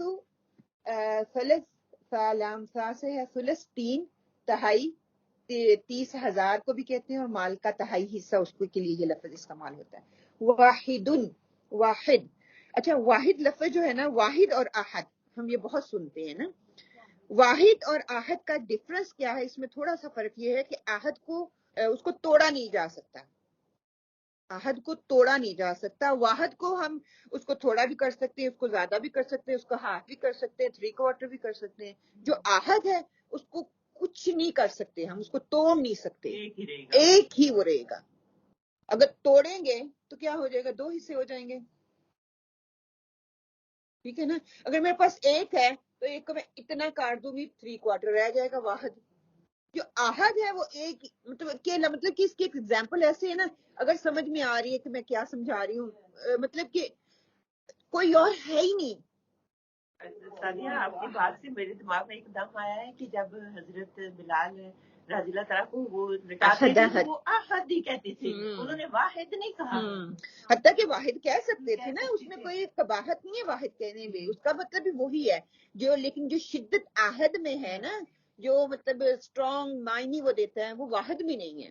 واحد، واحد، یکتا اور بے نظیر، اس سے مراد وحدانیت، واحد ذات ہے، اکیلا ہونا، اللہ تعالیٰ مشترک، یہ سارے الفاظ جو ہیں اس کے لیے استعمال ہوتے ہیں۔ لا یا مسنہ، میم سین سین، مس سے ہے چھونا، کسی چیز کی تلاش کرنا، جنون کے لیے بھی آتا ہے، اور تکلیف جو انسان کو پہنچے اس کے لیے بھی مس کا لفظ استعمال کیا جاتا ہے۔ پھر آگے جو ہے عذابن، عین ذابا، عذاب سے ہے خوشگوار اور ٹھنڈا پانی، اس کو کہا جاتا ہے، اور سخت تکلیف دینا، اس کے لیے بھی یہ روٹ ورڈ جو ہے وہ استعمال کیا جاتا ہے۔ تفسیری نکات سے ہم نے کیا سیکھنے کو ملا کہ عقیدہ تسلیت اور اس کا رد جہاں پہ ہمیں بتایا جا رہا ہے، ایسے نظریات محبت میں افراط اور تفرید کی وجہ سے پیدا ہوتی ہیں۔ انسان کو اللہ تعالیٰ کے مقام تک پہنچانا جو ہے وہ شرک ہے، اور لا الہ الا اللہ پر یقین کامل راہ نجات ہے۔ مخلوق کو خالق کا درجہ دینا شرک عظیم ہے، اور اللہ تعالیٰ اس شرک کو جو ہے وہ معاف نہیں کرتا۔ ایسے لوگوں کے لیے اللہ کا دردناک عذاب ہے، اور وہ ہمیشہ اس عذاب میں رہنے والے ہیں۔ سنن نسائی کی حدیث 5487 میں آتا ہے کہ ابو سعد خدری رضی اللہ سے روایت ہے کہ رسول صلی اللہ علیہ وآلہ وسلم کہا کرتے تھے، اللہم انی اعوذ بک من الکفر والفقر۔ یہ دعا پڑھا کر صبح شام کی دعاؤں میں یہ دعا ہے۔ آپ بھی کوشش کریں کہ صبح شام کی دعاؤں کا جو ہے اس کو اپنی عادت بنا لیں، یہ منیمم جو ہم کر سکتے ہیں اپنی سیفٹی کے لیے، اور جو سنت کے طریقے پر عمل کرنے کے لیے۔ اور اللہم انی اعوذ بک من الکفر والشرک، یہ بھی لفظ استعمال آتے ہیں۔ اے اللہ میں کفر اور فقر سے تیری پناہ مانگتا ہوں۔ ایک شخص نے کہا کیا یہ دونوں برابر ہیں؟ آپ صلی اللہ علیہ وسلم نے فرمایا ہاں۔ الوہیت جو ہے، الوہیت کا عقیدہ کیا ہے؟ الوہیت مسیح کا عقیدہ، ایک فرقہ کہتا ہے کہ عقیدہ تسلیت انہی 3 خداؤں میں سے ایک ماننا ہے، اور دوسرا فرقہ کہتا ہے انہیں اللہ کا بیٹا بنانا ہے، اور تیسرا فرقہ کہتا ہے انہی کو خدا ہی مان لو۔ یہ 3 ان کے فرقے، ان کے بھی بہت زیادہ تھے، یہ 3 زیادہ مشہور تھے، جو جیسے ہمارے بہت زیادہ ہیں ویسے ان کے بھی تھے۔ تو یہ چیز جو ہے نا کہ عقیدہ تسلیت انہی 3 خداؤں میں سے ایک ماننا ہے، کہ ان تینوں میں سے ایک ہی خدا ہے، ٹھیک ہے۔ ان میں پتہ ہے اللہ سبحانہ تعالیٰ کو بھی وہ مانتے تھے، ٹھیک ہے۔ دوسرا فرقہ کیا ہے؟ انہی اللہ کا بیٹا بنا لو، یا انہی کو خدا بنا لو، اعوذ باللہ استغفر اللہ۔ اچھا، اس آیت 73 سے ہم نے کیا سیکھا؟ کہ اللہ ایک ہے، اس کا کوئی شریک نہیں ہے۔ کسی انسان کو اللہ کے برابر قرار دینا شرک ہے، اور شرک جو ہے وہ کبیرہ گناہ ہے۔ یہ ساری آیات جو ہیں شرک ہی کے حوالے سے جو ہیں چل رہی ہیں۔ پھر شرک کرنا ناقابل معافی گناہ ہے، اللہ شرک کے علاوہ جس گناہ کو چاہے معاف کر دے۔ اللہ کے عذاب سے ہمیں جو ہے وہ ڈرنا چاہیے۔ بس آیات 74 جو ہے کہ اللہ سبحانہ تعالیٰ استغفار کرتے رہیں، اللہ تعالیٰ تو بہت ہی بخشنے والا اور بڑا مہربان ہے۔ اب کی انہوں نے شرک کیا، دونوں کو کہہ دیا یہود اور نصارہ کہ اچھا شرک کر لیا، اللہ کے ساتھ شریک ٹھہرا لیا، تمہاری یہ سزا ہے۔ اس کے باوجود اللہ کتنا رحیم ہے، اللہ تعالیٰ اب کہہ رہے ہیں کہ اچھا تمہیں موقع ابھی بھی دے رہا ہوں۔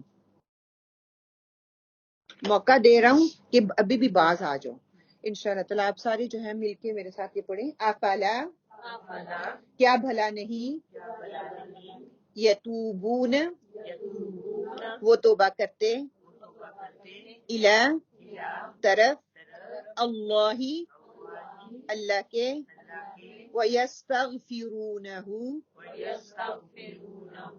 اور وہ بخشش مانگتے ہیں اس سے واللہ اور اللہ غفور الرحیم بخشنے والا اور مہربان ہے.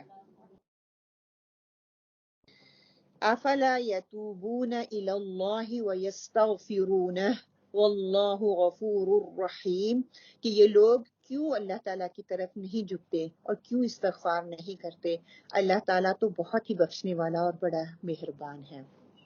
اب ان کو کہا جا رہا ہے کہ اللہ سبحانہ تعالیٰ جو ہے وہ بخشنے والا بھی ہے وہ مہربان بھی ہے. یہ لوگ کیوں اللہ تعالیٰ سے جو ہے معافی نہیں مانگتے. افلا یتوبون الی اللہ یہ لوگ اللہ تعالیٰ کے سامنے توبہ کیوں نہیں کرتے جب تک کوئی اس دنیا میں زندہ ہے. اس کے لیے موقع ہے کہ اللہ سبحانہ تعالیٰ جو ہے اس کی وحدانیت کو پہچان لے اپنے گناہوں کی معافی مانگ لے. میں اور آپ اللہ سبحانہ تعالیٰ مجھے اور آپ کو بھی موقع دے رہے ہیں. اگر کبھی کہیں ہم نے جانے انجانے میں کوئی ایسی بات دل سے نکالی ہے یا ہماری زبان سے نکل آئی ہے اللہ تعالیٰ ہمیں معاف فرما دے. اللہم اغفر لی اللہم اغفر لی. اللہ تعالیٰ ہم انسان ہیں بھول ہم سے ہو جاتی ہے. اللہ تعالیٰ ہمیں بخش دے ہمیں معاف فرما دے. پھر اللہ تعالیٰ کہتے ہیں اچھا وَيَسْتَغْفِرُونَهُ اور پھر اللہ تعالیٰ سے سابقہ گناہوں کی معافی بھی مانگ لے اپنی نادانی اور کوتاہی پر نادم ہو جائے. پھر فرمایا واللہ غفور الرحیم تو اللہ تعالیٰ بہت ہی بخشنے والا ہے وہ مہربان ہے. جو کوئی سچے دل سے اللہ تعالیٰ سے توبہ کرے گا اللہ تعالیٰ اس کے لیے دروازے جو ہے توبہ کے وہ کھول دے گا. بڑے سے بڑا جرم بھی ہو اللہ تعالیٰ کی جو رحمت ہے وہ اسے محروم اپنی رحمت سے محروم نہیں رکھتا. وہ حدیث کا مفہوم ہے نا جو 99 شخص جس نے قتل کیے تھے اس کے ساتھ کیا انجام ہوا تھا. اللہ تعالیٰ نے اس کو جنت میں بھیج دیا. تو وہ کتنے لوگوں کے پاس گیا کچھ نے ان کو مایوس کر دیا کچھ نے کہا تو وہ جو تیری صحبت ہے اس کو چھوڑ اور اس بستی کو چھوڑ اور اس بستی میں آ. دیکھو اس کا عمل کرنا ہی تھا اللہ تعالیٰ کو کتنا اس کی جو استغفار تھی نا اس نے جو توبہ کر لی تھی وہ سچی توبہ تھی. تو اللہ تعالیٰ نے کیا جب اس کی موت آئی تو کیا ہوا زمین کو سکیڑ دیا جو کہ گناہوں کی زمین تھی اس کو سکیڑ دیا. جو اس نے توبہ کی تھی اس کو وسیع کر دیا. اور فرشتے جو تھے وہ لڑنے لگے کہ ہم نے اس کو دوزخ میں لے کے جانا ہے. فرشتے جنت والے گئے ہم نے جنت میں لے کے جانا ہے. اللہ تعالیٰ نے کیا کہا کہ زمین کو ناپ لو. ہاں جی ایک سائڈ چھوٹی ہو جائے اور دوسری سائڈ سے بڑی ہو گئی. وہ بندہ جو تھا 99 قتل میں اور آپ تو معافی نہ کر سکیں. اس نے تو اتنے قتل کیے یہ جنت میں تو جا ہی نہیں سکتا ہم تو پکی مور لگا دیں جی. کہ اللہ تعالیٰ اس آیت میں چھوٹی سی آیت ہے لیکن اس میں بہت بڑا پیغام ہے میرے اور آپ کے لیے اور ان لوگوں کے لیے بھی جو اس وقت شرک کرتے تھے کہ اللہ تعالیٰ جو ہے بخشنے والا ہے. اللہ تعالیٰ کی رحمت جو ہے بہت وسیع ہے وہ تمہیں معاف کر دے گا. جب اس کی رحمت اللہ تعالیٰ کی رحمت جوش میں آ کر اس کی تمام خطاؤں کو معاف کر دیتی ہے تو انسان جو ہے وہ انسان بن جاتا ہے اللہ کا مقرب بن جاتا ہے. اور اسی لیے فرمایا کہ جو لوگ کیوں توبہ نہیں کر سکتے اور کیوں سے توبہ جو ہے معافی نہیں مانگتے وہ اللہ کو اتنا بڑا مطلب کہ ایک طرف پتہ کیا ہوتا ہے ہم غلط کام کرتے ہیں شیطان کہتے ہیں غلط کام کرو. جب ہم غلط کام کر لیتے ہیں شیطان ہی ہمارے دل میں ڈالتا ہے تو اتنا گناہ گار اللہ کو معافی نہیں کرنا. تو اس چیز کو بھی واضح کیا جا رہا ہے کہ نہیں اللہ تعالیٰ کی رحمت بہت وسیع ہے. ہم تو سوچ بھی نہیں سکتے ہم تصور نہیں کر سکتے. جتنے بھی گناہ گار ہیں اللہ تعالیٰ کی ہوش میں جائیں اللہ تعالیٰ ہمیں معاف فرما دیں گے. اللہ کی طرف پلٹے تو صحیح. کہتے ہیں کہ جو بندہ گر کے اللہ کی طرف جاتا ہے گرتا ہے اٹھتا ہے اللہ کو بہت پسند ہے. کہ یہ نہیں کہ اسی غلطی پہ بار بار اصرار نہیں کرنا بلکہ اس غلطی سے معافی مانگ کے پھر آگے تھوڑا سا چلے گا پھر غلطی ہو جاتی پھر تھوڑا سا چلے گا پھر غلطی. انسان ہے نا تو اللہ تعالیٰ معاف فرما دیں گے. جیسے یہ آپ نے ابھی بات کی وہ جو آدمی خودی تھا جو جا رہا تھا نا قتل کسی نے کیے 100 قتل کی اس کے بارے میں میں اکثر سوچتی ہوں کہ دیکھو ہر ایک نے اس کو نا مایوس کیا لیکن ایک نے اس کے لیے ہوپ دی اس کو نا. تو پھر یہاں یہ بھی پتہ چلتا ہے کہ اس کے اندر کوئی نہ کوئی ایسی چیز ضرور تھی کہ اللہ نے اس انسان کو ملا دیا جس نے اس کی رہنمائی کی ہے نا. یا جو بجی کئی دفعہ ہوتا ہے نا آپ کا گلٹ آپ کو مور گناہوں پہ اکساتا ہے. ٹھیک ہے کہیں نہ کہیں وہ قتل کرتا ہوگا اور کہیں نہ کہیں وہ کثرت کہتے نا انسان ایک زانیہ بھی ہے وہ ادھر گناہ کرتی ہے لیکن کسی کی مدد بھی کر رہی ہوتی ہے اس کے اندر کہیں نہ کہیں ایمان کا وہ ہے نا کہیں اس کونے خدرے میں لیکن مجبوری کی وجہ سے وہ الٹا کام بھی کر رہی ہے. جیسے کہ کوئی شرابی ہے ہماری نظروں میں ہمیں پتہ کوئی شرابی ہم اس سے کراہت کرنے لگ جاتے ہیں اس کے لیے دعا کرنی چاہیے اس کی مدد کرنی چاہیے کسی نہ کسی طرح کیا پتہ اس کے اندر کیا چیز ہے نا کیونکہ اکثر لوگ ایسے ہی کرتے ہیں کہ گناہ پہ گناہ کرتے ہیں لیکن وہ ان کے اندر ندامت ہوتی ہے ان کو سمجھ نہیں آتی کہ میں کیا کروں کیسے اس چیز سے نکلوں.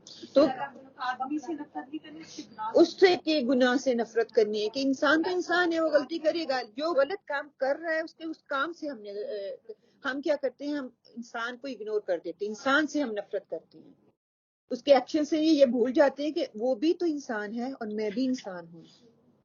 مجھ سے جب اتنے گناہ ہوتے ہیں جی تو میرے اندر بھی ندامت ہوتی ہے تو پھر مجھے پتا کہ میں نے کس طرف جانا ہے جی کس طرف میں نے ٹرن کرنا ہے.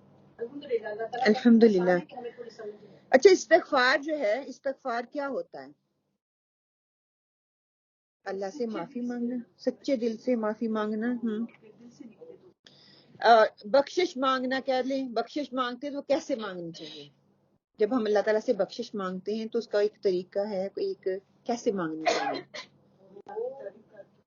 اللہ کی تعریف کر کے. اچھا تعریف کیسی ہو پھر تعریف کر کے کیسی تعریف؟ اچھا توبہ کی شرائط کیا ہیں جی؟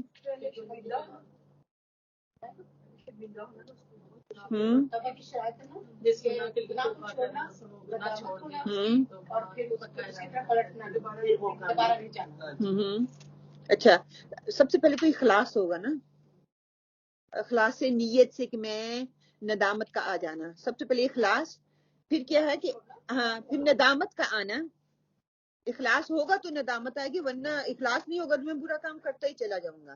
اخلاص آئے گی پھر ندامت آئے گی پھر ندامت کے بعد کیا ہو گناہ کو چھوڑنے کا تہیہ کرنا ہے میں اس گناہ کو چھوڑتا ہوں پھر کیا ہے کہ دوبارہ نہ دہرانے کا ارادہ کرنا گناہ تو ہوں گے لیکن وہ والا گناہ نہیں میں کروں گا آگے کوئی اور ٹکر جائے گا کوئی اور گناہ ہو جائے گا لیکن وہ والا نہیں میں کروں گا.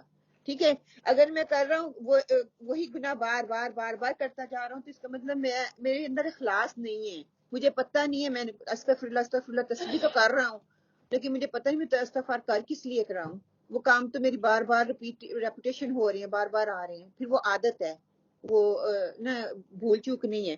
پھر کیا ہے کہ مقررہ وقت کے اندر جو ہے استغفار کرنا ہے اللہ تعالیٰ سے معافی مانگنی. مقررہ وقت کا مطلب کیا ہاں فرعون والا کام نہ ہو کہ آخری سانس کے آنے سے آخری سانس کا وہ کہتے ہیں جب جھٹکا سا جو لگتا ہے اس کے آنے سے پہلے آپ اللہ تعالیٰ سے معافی مانگ لیں تو اللہ تعالیٰ جو ہے وہ معاف فرما دے گا آپ کی توبہ کو قبول کر لے گا. اور کہتے ہیں کہ بخشش مانگنا جو ہے اس کے دو طریقے ہیں دو طرح سے بخشش مانگی جاتی ہے. ایک یہ کہ استغفار کے صیغے کے ساتھ جیسے استغفر اللہ استغفر اللہ استغفر اللہ استغفار ہم پڑھتے ہیں. دوسرا یہ کہ اللہم اغفر لی دونوں کے میننگ سیم ہے. ہم دعا نماز بھی پڑھتے ہیں نا تو نماز میں بھی جب دو سجدوں کے درمیان میں ہم جلسہ کرتے ہیں تو کیا اس کو بولتے ہیں اللہم اغفر لی اللہم اغفر لی آپ صلی اللہ علیہ وسلم کی سنت ہے.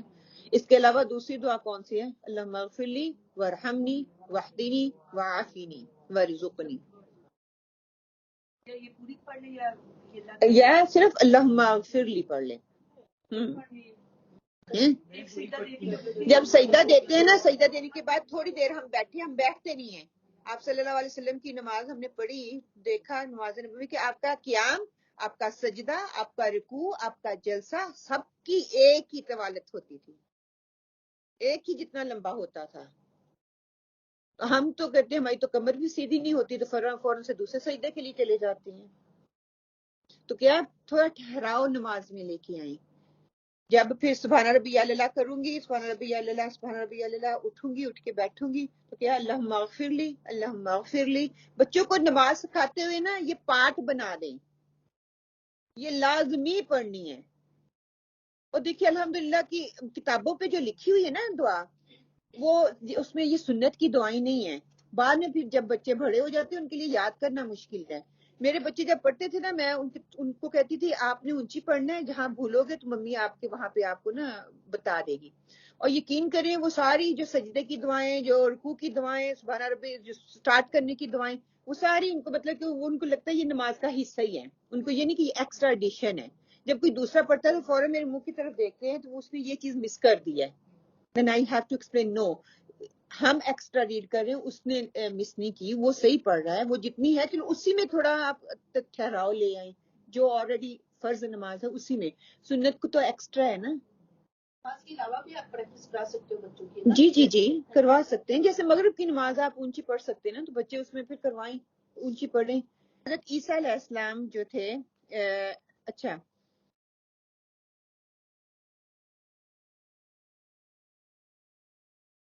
بات کیا کر رہے تھے, سبحان اللہ اعوذ باللہ من الشیطان الرجیم, کہ مغفر استغفار اور اللہ مغفر لی جو ہے اللہ تعالیٰ سے مغفرت کی طلب کریں, اور ایسے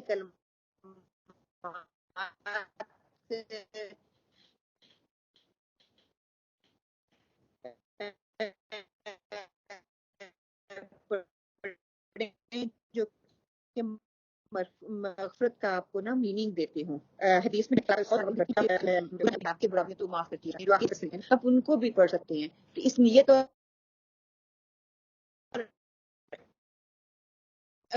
اگر اللہ تعالیٰ نے انسان اگر 100 دفعہ یہ پڑھے جو سمندر کی جھاگ کے برابر ہیں, ان کلمات کی فضیلت کچھ اسکالر کہتے ہیں اس وجہ سے یہ کہا گیا. اگر میرا یقین ہے میرے رب کے لیے تو مشکل نہیں ہے نا, میرے سارے گناہوں کا اگر اتنے گناہ ہیں تو وہ معاف کرتے, اس یقین کے ساتھ وہ پڑھیں.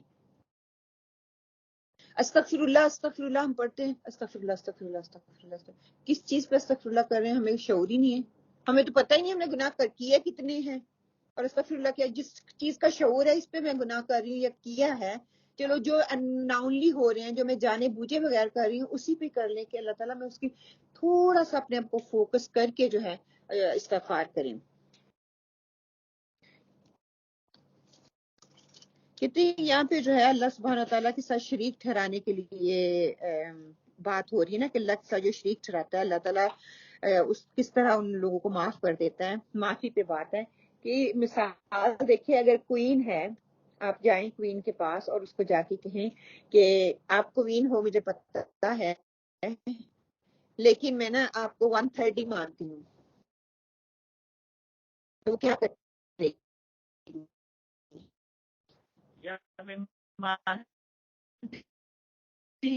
نہیں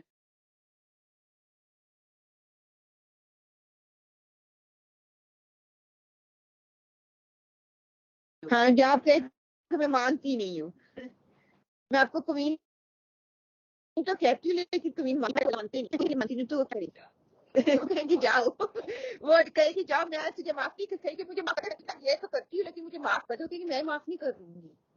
کوئی عام انسان نہیں مانتی. ہاں کہ مجھے پورا تو مان اللہ کا تو میں میں معافی کر دوں گا جتنے مرضی بڑے گناہ پر میں معاف کر دوں گا. انسان جو ہے نا کہ اب میرا بچہ ہے تو میں آپ کو ممی مانتا ہوں, وہ بھی میری ممی ہے.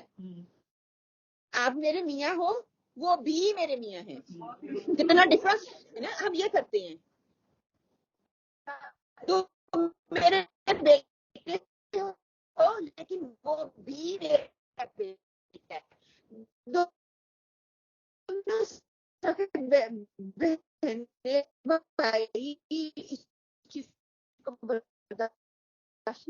کرتے نہیں, میں ہی آپ کا بیٹا ہوں, آپ مجھے پیار کریں. دیکھو میری ممی آپ سے بھی وہ آپ کا بیٹا وہ بھی ہاں وہی میں کہتی ہوں نا کہ مجھے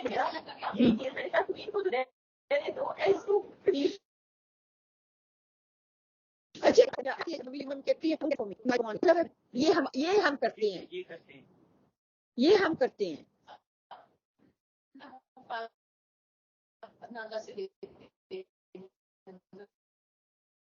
ہاں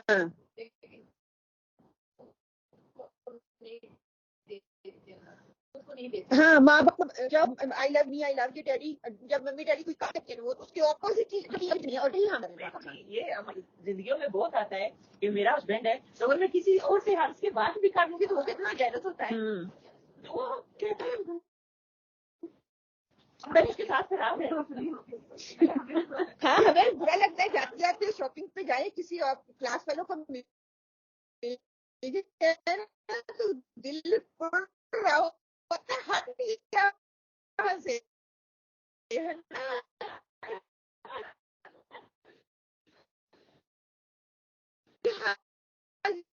ساری چیزیں ہم دیکھتی ہیں سبحان اللہ، لیکن ہم کہتے ہیں کہ وہ وہ رحمان ہے، وہ رحیم ہے. ہاں وہ ہے، لیکن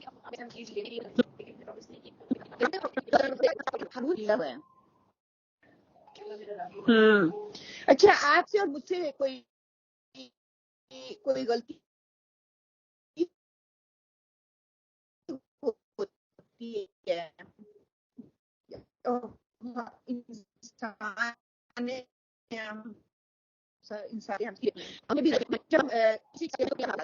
اگر ہم کڑوے بنتے ہیں تو کیا کہتے ہیں تھوک کے آگے چلے جاتے ہیں. بیلنس نہیں ہے نا، وہی چیز ان لوگوں میں ہے کہ بیلنس نہیں ہے. وہ اگلی آیت اسی کا جو ہے اسی کی تشریح کر رہی ہے انشاءاللہ تعالی. آگے کیا ہے کہ سورہ آیت 74 میں الفاظ کی وضاحت کیا ہے. یتوبون تا واو با توب سے ہے، گناہ کے باحسن و وجود ترک کرنا، تو اس کو جانتے بوجھتے ہوئے اس کو ترک کر دینا. توبہ کرنے والا، توبہ قبول کرنے والا. تائب کا لفظ اللہ اور بندے کے لیے بولا جاتا ہے. گناہ ترک کر کے عمل صالح کا نام ہی مکمل توبہ ہے. یہ گناہ کو ترک کرنا ہے، پھر عمل صالح میں بھاگنا ہے کہ جو غلطی کوتاہی کمی رہ گئی ہے اس میں آگے اچھے عمل زیادہ کروں تاکہ جو ہے اس چیز کو میں کمپنسیٹ کر سکوں. تو یہی مکمل توبہ ہے. پھر یستغفرونہ، غفارا ڈھانپنے سے، کہ کسی کو ایسی چیز پہنا دینا جو اس کو میل کچیل سے محفوظ رکھے. جیسے ہم کپڑے پہنتے ہیں نا، ویسے بالکل ایسے. بندے کو عذاب سے بچا لینا، کسی کو ظاہری طور پر معاف کرنا، قول اور عمل سے مغفرت طلب کرنا. بخشنے والا اس کے لیے استعمال ہوتا ہے لفظ. اور بادل جو دوسرے بادل پر چھا جائے، کور کر لیتا ہے نا، ہر چیز ڈھانپنے کے لیے یہ لفظ استعمال ہوتا ہے. جیسے کسان بیج ڈال کے اور مٹی کے اندر وہ بیج کو ڈھانپ دیتا ہے. رحیم، رحمیم سے ہے، عورت کا رحم جو ہے اس دیکھیں ماں اور اللہ کو کیوں تشبیہ دی جاتی ہے. وہ اس کے ساتھ چپکتا ہے. جب انسان اللہ والا بنتا ہے تو اللہ کے ساتھ چپک جاتا ہے، اور جب ہٹتا ہے تو پھر وہ پستی کی طرف ہی جاتا ہے. احسان کے لیے لفظ استعمال ہوتا ہے. رحمان کا اطلاق اس ذات پر ہوتا ہے جس نے اپنی رحمت کی وسعت میں ہر چیز کو سما لیا ہوا ہے. اسماء الحسنہ اس کے لیے آتا ہے بہت رحمت کرنے والا، اس کے لیے یہ لفظ جو ہے استعمال ہوتا ہے. پھر کیا ہے کہ تفسیری نکات میں آتا ہے کہ اللہ کے حضور توبہ کرنے کی تلقین جو ہے، توبہ کے اصول بیسیکلی بتائے جا رہے ہیں کہ اپنے گناہوں کی معافی مانگنے کی تلقین کی جا رہی ہے، کہ اپنے گناہوں سے معافی مانگے اور اللہ کے حضور توبہ کرنے کی جو ہے وہ تلقین کی جا رہی ہے. صحیح مسلم کی حدیث ہے 6861 کہ سیدنا ابو ہریرہ رضی اللہ تعالیٰ سے روایت ہے کہ آپ صلی اللہ علیہ وآلہ وسلم نے فرمایا جو شخص توبہ کرے پہلے اس سے کہ آفتاب پچھم سے نکلے تو اللہ تعالیٰ اس کو معاف کرے گا. بعد آپ کے مطلب کہ جب وہ سورج پشچم سے نکلنے کے لیے توبہ قبول نہ ہوگی، جب وہ سورج نکل آئے گا، مطلب کہ مشرق سے سورج نکلتا ہے، جب مغرب سے نکلے گا تو کیا ہے کہ آپ کی توبہ قبول نہیں ہوگی، وہ قیامت کا دن ہی ہوگا. پھر اسی طرح جان کنی یعنی کہ نزا کے وقت توبہ قبول نہ ہوگی، نہ اس کی وصیت نافذ ہوگی. تو دو یہ موقع جو ہیں اس سے پہلے توبہ کرنی ہے کہ اتنا موقع ہم اتنا ویٹ ہی کیوں کریں، ہمیں ایک سیکنڈ کا نہیں پتا ہمارا آخری سیکنڈ کب ختم ہو جانا ہے. جب بھی ریئلائزیشن ہو جائے اللہ تعالیٰ سے معافی مانگے، اللہ تعالیٰ ہمیں معاف فرما دے. جانے انجانے میں جو بھی ہم سے غلطیاں کوتاہیاں ہو گئی ہیں اللہ تعالیٰ ہمیں اسے معاف فرما دے. پھر کیا ہے کہ توبہ کے جو اصول ہیں اس میں کیا ہے اپنے گناہوں پر جو ہے شرمندہ ہونا ہے، شرمندگی کا اظہار کرنا ہے، رونا ہے، آنسو بہانے ہیں، اور اپنے آپ کو دیکھ لیں کہ کب میں نے آخری دفعہ آنسو بہائے، کب میں نے اللہ سے دعا مانگی تو میری آنکھوں سے آنسو نکلے، ندامت کے آنسو، اور کب مجھے ریئلائزیشن ہوا کہ یہ کام میں نے غلط کیا، میں نے اللہ سے معافی مانگی تو میرے گناہ جو ہے، کب مجھے قرآن کی آیات سن کے جو ہے میری آنکھوں سے آنسو نکلے۔ پھر اللہ سے عاجزی اور انکساری سے بخشش طلب کرنا ہے، عاجز بن کے کرنا ہے۔ دیکھیں زمین جو ہے نا، اللہ تعالیٰ نے انسان کو زمین سے پیدا کیا، اور زمین کی ہر چیز کہتی جو انسان استعمال کرتا ہے وہ زمین سے بنائی۔ اللہ تعالیٰ کو انسان کو مٹی سے بنانے کا مقصد کیا تھا؟ کہ اس کی ہر ضرورت کی چیز مٹی سے بنائی ہے، اسی لیے انسان کو اللہ نے مٹی سے بنایا۔ کیوں مٹی سے بنایا؟ کیونکہ مٹی جو کہاں ہوتی ہے؟ پاؤں کے نیچے، عاجز ہے وہ، ہٹ جائے تو اس کے نیچے سے کیا کیا ہے ہمیں نہیں پتا، وہ پھر بھی وہ عاجز ہے۔ کہ انسان کو مٹی سے بنایا کہ اس اوقات کو یاد رکھ اور اتنا عاجز بن کے رہ۔ اور انسان کا تکبر جو ہے، پھر اوپر سے اللہ تعالیٰ ہے احسن التقویم، میں نے تقویم پہ بنایا انسان کو، اس تقویم کی بنیاد پر انسان اتنا گھٹیا ہو جاتا ہے، وہ جانوروں سے بھی کم تر ہو گیا ہے۔ پھر آئندہ زندگی میں گناہوں سے پرہیز آئندہ کے لیے کرنا اور اپنی اصلاح کرنا، یہ سارے جو پوائنٹ ہیں یہ تو گناہ توبہ کے لیے جو ہے استعمال ہوتے ہیں۔ پھر کیا ہے، ہم نے کیا سیکھا کہ دن میں کم از کم 100 بار استغفار کرنا ہے، اور سوچ سمجھ کے اور شعوری استغفار کرنا ہے۔ استغفار کریں، اللہم اغفر لی پڑھیں، اللہم اغفر لی ورحمنی واہدنی وعافنی وارزقنی پڑھیں، اللہم اغفر لی اللہم اغفر لی اللہم اغفر لی استغفر اللہ واتوب الیہ پڑھیں۔ استغفر اللہ واتوب الیہ، مطلب بہت سے ایسے الفاظ ہیں جس میں استغفر اللہ، اللہم اغفر لی کے الفاظ استعمال ہوتے ہیں۔ وہ بھی ہے لا الہ الا انت سبحانک، اور وہ جو سجدے میں دعا کرتے ہیں، بہت خوبصورت دعا ہے، ہر چیز ہر گناہ اس میں آ جاتا ہے، وہ بھی، وہ رکوع میں بھی، وہ سجدے میں وہ بھی پڑھ سکتے ہیں۔ لیکن یہ ہے کہ اللہ تعالیٰ جو میں نے گناہ چھپے کیے، جو میں نے ظاہری کیے، جو میں نے آگے کیے، جو میں نے پیچھے کیے، جو میں چھپا کے کیے، جو میں نے ظاہری کیے، اس میں سارے ہی آ جاتے ہیں۔ وہ پھر نماز کے بعد اپنی زبان میں کہہ لو، اگر ویسے نہیں بتا، اگر غور سے کرو گے تو الفاظ بہت آسان ہیں۔ اللہم اغفر لی ذنبی کلہ و دکہ و جلہ و اول و آخر و علانیہ۔ اللہم اغفر لی ذنبی، صرف ذنبی لفظ آپ کو آ جائے گا، یہ کبھی کبھار کو اللہم اغفر لی آلریڈی آتا ہے، اللہم اغفر لی ذنبی کلہ و دکہ و جلہ و اول و آخر و علانیہ و سرہ۔ سبحان اللہ، اس میں ہر چیز ہی آ جاتی ہے۔ پھر کیا ہے کہ گناہوں سے توبہ اور آئندہ ان سے بچنے کی کوشش کرنی ہے، اور اللہ سے امید کی رحمت کی امید جو ہے وہ رکھنی ہے انشاءاللہ تعالیٰ۔ آیت 75 آپ لوگ میرے ساتھ پڑھ لیں، یہ تھوڑی سی بڑی آیت ہے انشاءاللہ تعالیٰ، اور آپ سارے جاگ جائیں، ذرا اونچی آواز سے پڑھیں پلیز، ٹھیک ہے؟ بسم اللہ الرحمن الرحیم۔ مل مسیح ابن مریم، نہیں مسیح ابن مریم، اللہ مگر رسول ایک رسول، قد تحقیق خالت گزر چکے، من قبلہ الرسل اس سے قبل کئی رسول، وَأُمُّهُ اور اس کی ماں، صدیقہ سچی عورت تھی، کانا وہ دونوں، یأکلان الطعام کھایا کرتے تھے کھانا، انظر دیکھو، کیفا کس طرح، نبین ہم بیان کرتے ہیں، لہم ان کے لیے، الآیاتی آیات، ثم پھر، انظر دیکھو، ان کہاں سے، یؤفکون وہ پھرے جاتے ہیں۔ اب بام محاورہ، مسیح ابن مریم سوا پیغمبر ہونے کے اور کچھ بھی نہیں، اس سے پہلے بھی بہت سے پیغمبر ہو چکے ہیں، ان کی والدہ ایک راست باز عورت تھی، دونوں ماں بیٹا کھانا کھایا کرتے تھے۔ آپ دیکھیے کہ کس طرح ہم ان کے سامنے دلیلیں رکھتے ہیں اور پھر غور کیجئے کہ کس طرح وہ پھرے جاتے ہیں۔ کہ واضح آیات جو ہے قرآن کی، اس میں کوئی اتنی ہے نہیں کہ ہم ڈیٹیل میں جائیں اور دیکھیں کریں، کہ صرف یہ بتایا جا رہا ہے کہ اس سے پہلے جو ہے سورہ ال عمران میں اگر ہم دیکھتے ہیں غزوہ احد کے تناظر میں جب آپ صلی اللہ علیہ وسلم کی شہادت کی خبر ملتی اور مسلمانوں کا اس وقت کیا رویہ تھا، تو کیا آیات نازل ہوئی؟ کیا محمد صلی اللہ علیہ وسلم اگر شہید ہو گئے تو کیا تم اس کو پچھلے پاؤں پہ اسی دین میں واپس چلے جاؤ گے؟ وہی بات ان سے کی جا رہی ہے، وہی تناظر ایگزیکٹلی کہ کیا اگر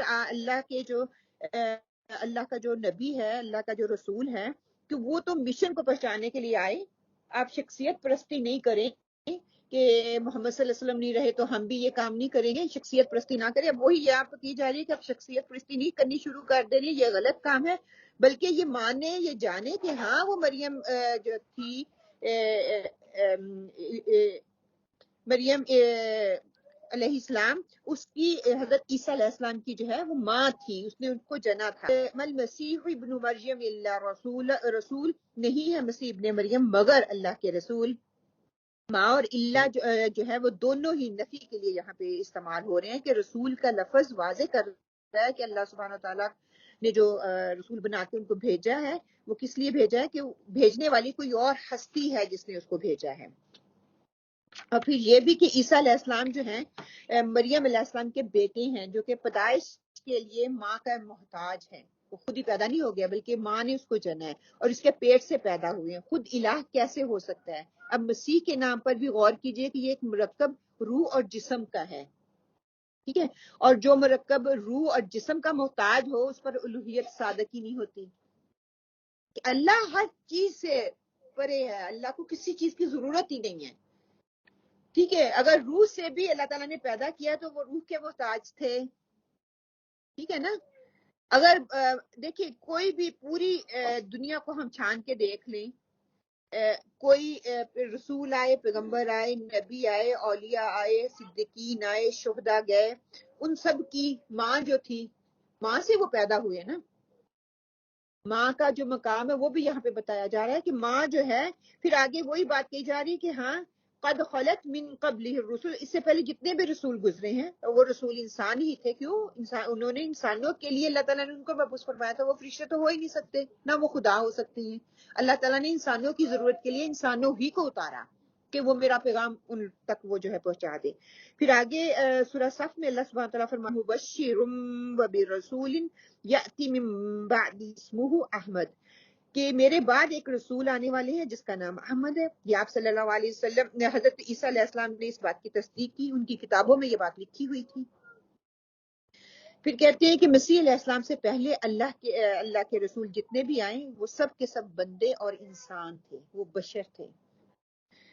اللہ رجال نوحی الیہم، اور پھر یہ بھی کہ یہ رسول سارے کے سارے مرد تھے، ومن اہل القری، اور ان کو بستیوں کی طرف بھیجا گیا، دیہاتی لوگوں میں سے رسول نہیں آئے، بلکہ اللہ تعالیٰ نے ہمیشہ اعلیٰ تمدن والے جو انسان تھے انہی کو رسول انتخاب کیا، جو کہ وہ پیغام اچھے طریقے سے دوسروں تک پہنچا سکتے تھے۔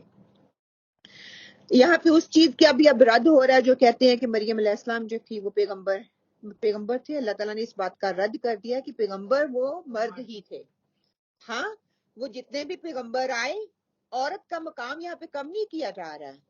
حضرت کہتے ہیں کہ مریم علیہ السلام وہ واحد خاتون ہیں، واحد عورت ہیں جن کا ذکر اللہ سبحانہ تعالیٰ نے دو الہامی کتابوں میں کر دیا، ایک ان کی کتاب میں، ایک ہماری کتاب میں۔ کوئی کسی اور عورت کا ذکر نہیں ہے قرآن پاک میں سوائے دو عورتوں کے، حضرت آسیہ کا آتا ہے اور مریم کا آتا ہے علیہ السلام، نام صرف حضرت مریم کا لیا ہے۔ ان کا مقام کم نہیں ہوتا، وہ نبی نہیں ہے، نبی اللہ تعالیٰ نے رسول مردوں کو بنا کے بھیجا اور وہ بستیوں میں بھیجے، انسانوں کو بھیجا، وہ انسانوں ہی کی طرح تھے۔ پھر آگے ان کی ماں کا بتا دیا، وہ امہ صدیقہ، وہ آپ کی والدہ صدیق یعنی کہ راست باز تھی۔ اگر ہم انسانوں میں دیکھیں امت میں سب سے بڑا درجہ جو ہے انبیاء کے بعد کیا ہے؟ صدیقین کا درجہ ہے۔ اور صدیقین جو ہے وہ اس سے مراد کہتے ہیں کہ اللہ کی عبادت گزار جو انسان ہوتا ہے، اللہ کا ذکر کرنے والا جو ہوتا ہے، پاکیزہ اخلاق جس کا ہوتا ہے، جس کی جو برائیوں سے دور رہتا ہے، ہر لحاظ سے سچائی پر کاربند ہوتا ہے، اچھے کام کرنے والا ہوتا ہے، شریعت کا پابند ہوتا ہے، عقیدہ اس کا جو عمل جو ہے وہ پکا ہوتا ہے، راست باز ہوتا ہے. یہ ساری کوالٹیز جو تھیں حضرت مریم علیہ السلام کو اللہ تعالیٰ نے دی. پوچھا گیا نا کہ کیوں ان کو صدیق کہا گیا، تو وہ اس کا ہے نا کہ وہ اپنے اعمال میں بہت معروف تھی کہ اللہ تعالیٰ نے ان کو ایگزامپل بنا کے ان کے لیے مثال بنا کے بھیجا تھا، کیونکہ وہ کہتے تھے نا کہ نعوذ باللہ جب عیسیٰ علیہ السلام کو لے کے گئی ہیں تو کیا ہے کہ یہ نعوذ باللہ کے غلط بچہ لے آئی ہیں، تب اللہ تعالیٰ نے حضرت عیسیٰ علیہ السلام سے تصدیق کروائی تھی. اور پھر ان کا جو سارا دیکھیں نا، ساری زندگی انہوں نے کتنی پاکیزگی سے گزاری، پہلے بھی عیسیٰ علیہ السلام سے اور بعد میں بھی. پھر آگے اس بات کی بھی تصدیق کر دی جو ہمارا یہ عقیدہ ہے نا کہ نبی جو ہے وہ کھاتے پیتے نہیں ہیں، نبی جو ہے وہ نور ہیں. نور کا غلط مطلب ہم اس کو لیتے ہیں نا، آپ صلی اللہ علیہ وسلم کو کہتے ہیں نا ہم نور ہیں، آپ صلی اللہ علیہ وسلم نور ہیں، لیکن وہ جو نور ہم سمجھتے ہیں ویسے نہیں، وہ تھا تاریکیوں سے اندھیروں سے نکالنے والا نور. جیسے نور ہے تو وہ لے ہاں کے آئے تھے، وہاں تو وہ ایسی تعلیمات لے کے آئے تھے جو ہمیں اندھیروں سے نکال کر اللہ کی طرف لے جانے والے تھے، اور ہم لوگوں نے دوسرے نور کی طرف ہم لے کے بیٹھ کے. اللہ تعالیٰ فرماتے ہیں کانا یا اولان طعاما، وہ دونوں ماں بیٹے جو تھے وہ کھاتے تھے. امام راضی جو ہیں یہاں پہ فرماتے ہیں کہ جو شخص بھوک اور پیاس کے ازالے کے لیے کھانے پینے کا محتاج ہو، پاؤں رکھنے کے لیے زمین کا محتاج ہو، جسم اور روح کا تعلق قائم رکھنے کے لیے سانس کا احتیاج اس کو ہو، اور جسے بول چال کے لیے حاجت لاحق ہو، بھلا وہ الہ کیسے ہو سکتا ہے. کہ یہ انسانی ضروریات ہیں، سانس لینا انسان کی ضرورت ہے، کھانا پینا انسان کی ضرورت ہے. وہ نبی جو اللہ تعالیٰ نے بھیجے، جو رسول بھیجے، وہ انسان تھے، وہ انسانوں والا کام کرتے تھے. پھر آگے کہا کہ انبیاء کا حق ہے کہ وما جعلناہم جسدا لا یاکلون الطعام، اللہ تعالیٰ نے کسی نبی کا جسم ایسا نہیں بنایا جو کھانے پینے کا محتاج نہ ہو، کہ ان کو بھی اس چیز کی ضرورت ہوتی ہے. یہ انسانی فطرت ہے، انسان کو کھانا پینے کی طلب ہوتی ہے. پھر آگے کہا انظر کیف نبین لہم الآیات، دیکھو ہم کس طرح واضح دلائل تمہارے سامنے رکھ رہے ہیں، تم پھر بھی شرک کیے جا رہے ہو. ثم انظر انا یؤفکون، پھر دیکھو یہ کدھر الٹے پھرے جا رہے ہیں. یہ اسی عقیدے پہ جو ہے تسلیت کا عقیدہ، اسی گندے عقیدے پہ قائم رہنا چاہتے ہیں. یہ کفر اور شرک میں ہی اسی کا ارتکاب کرنا چاہتے ہیں، اسی میں یہ اپنے آپ کو رکھنا چاہتے ہیں، وہاں سے نکلنا ہی نہیں چاہتے. آیت 75 کی وضاحت جو ہے خالد خا و لام سے ہے کہ خالی جگہ جہاں عمارت یا مکان بنایا جائے وغیرہ نہ ہو. زمانہ و مکان کے لیے یہ ہوتا ہے، گزرنے کے لیے ہوتا ہے، تنہا ہونا ہوتا ہے، کسی کے پاس خلوت میں پہنچنا اس کے لیے استعمال ہوتا ہے، کسی کو خالی جگہ چھوڑ دینا سکون اور اطمینان کے لیے، اور خشک گھاس کے لیے بھی یہ لفظ جو ہے استعمال ہوتا ہے.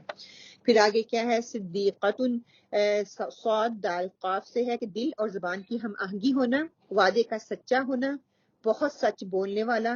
انبیاء صدیقین شہداء کے لیے استعمال ہوتا ہے، زبان سے سچ بولنے والوں سے ان کی عملی سچائی کے متعلق دریافت کرنے والوں کے لیے یہ لفظ ہوتا ہے. حضرت ابوبکر صدیق وہ زبان کے سچے تھے. سچی دوستی کے لیے، سچی دوستی جو ہوتی ہے نا اس کے لیے یہ لفظ استعمال ہوتا ہے. خیرات، زکوٰۃ اور صدقے کے لیے بھی یہ لفظ اسی روٹ کا جو ہے وہ استعمال ہوتا ہے.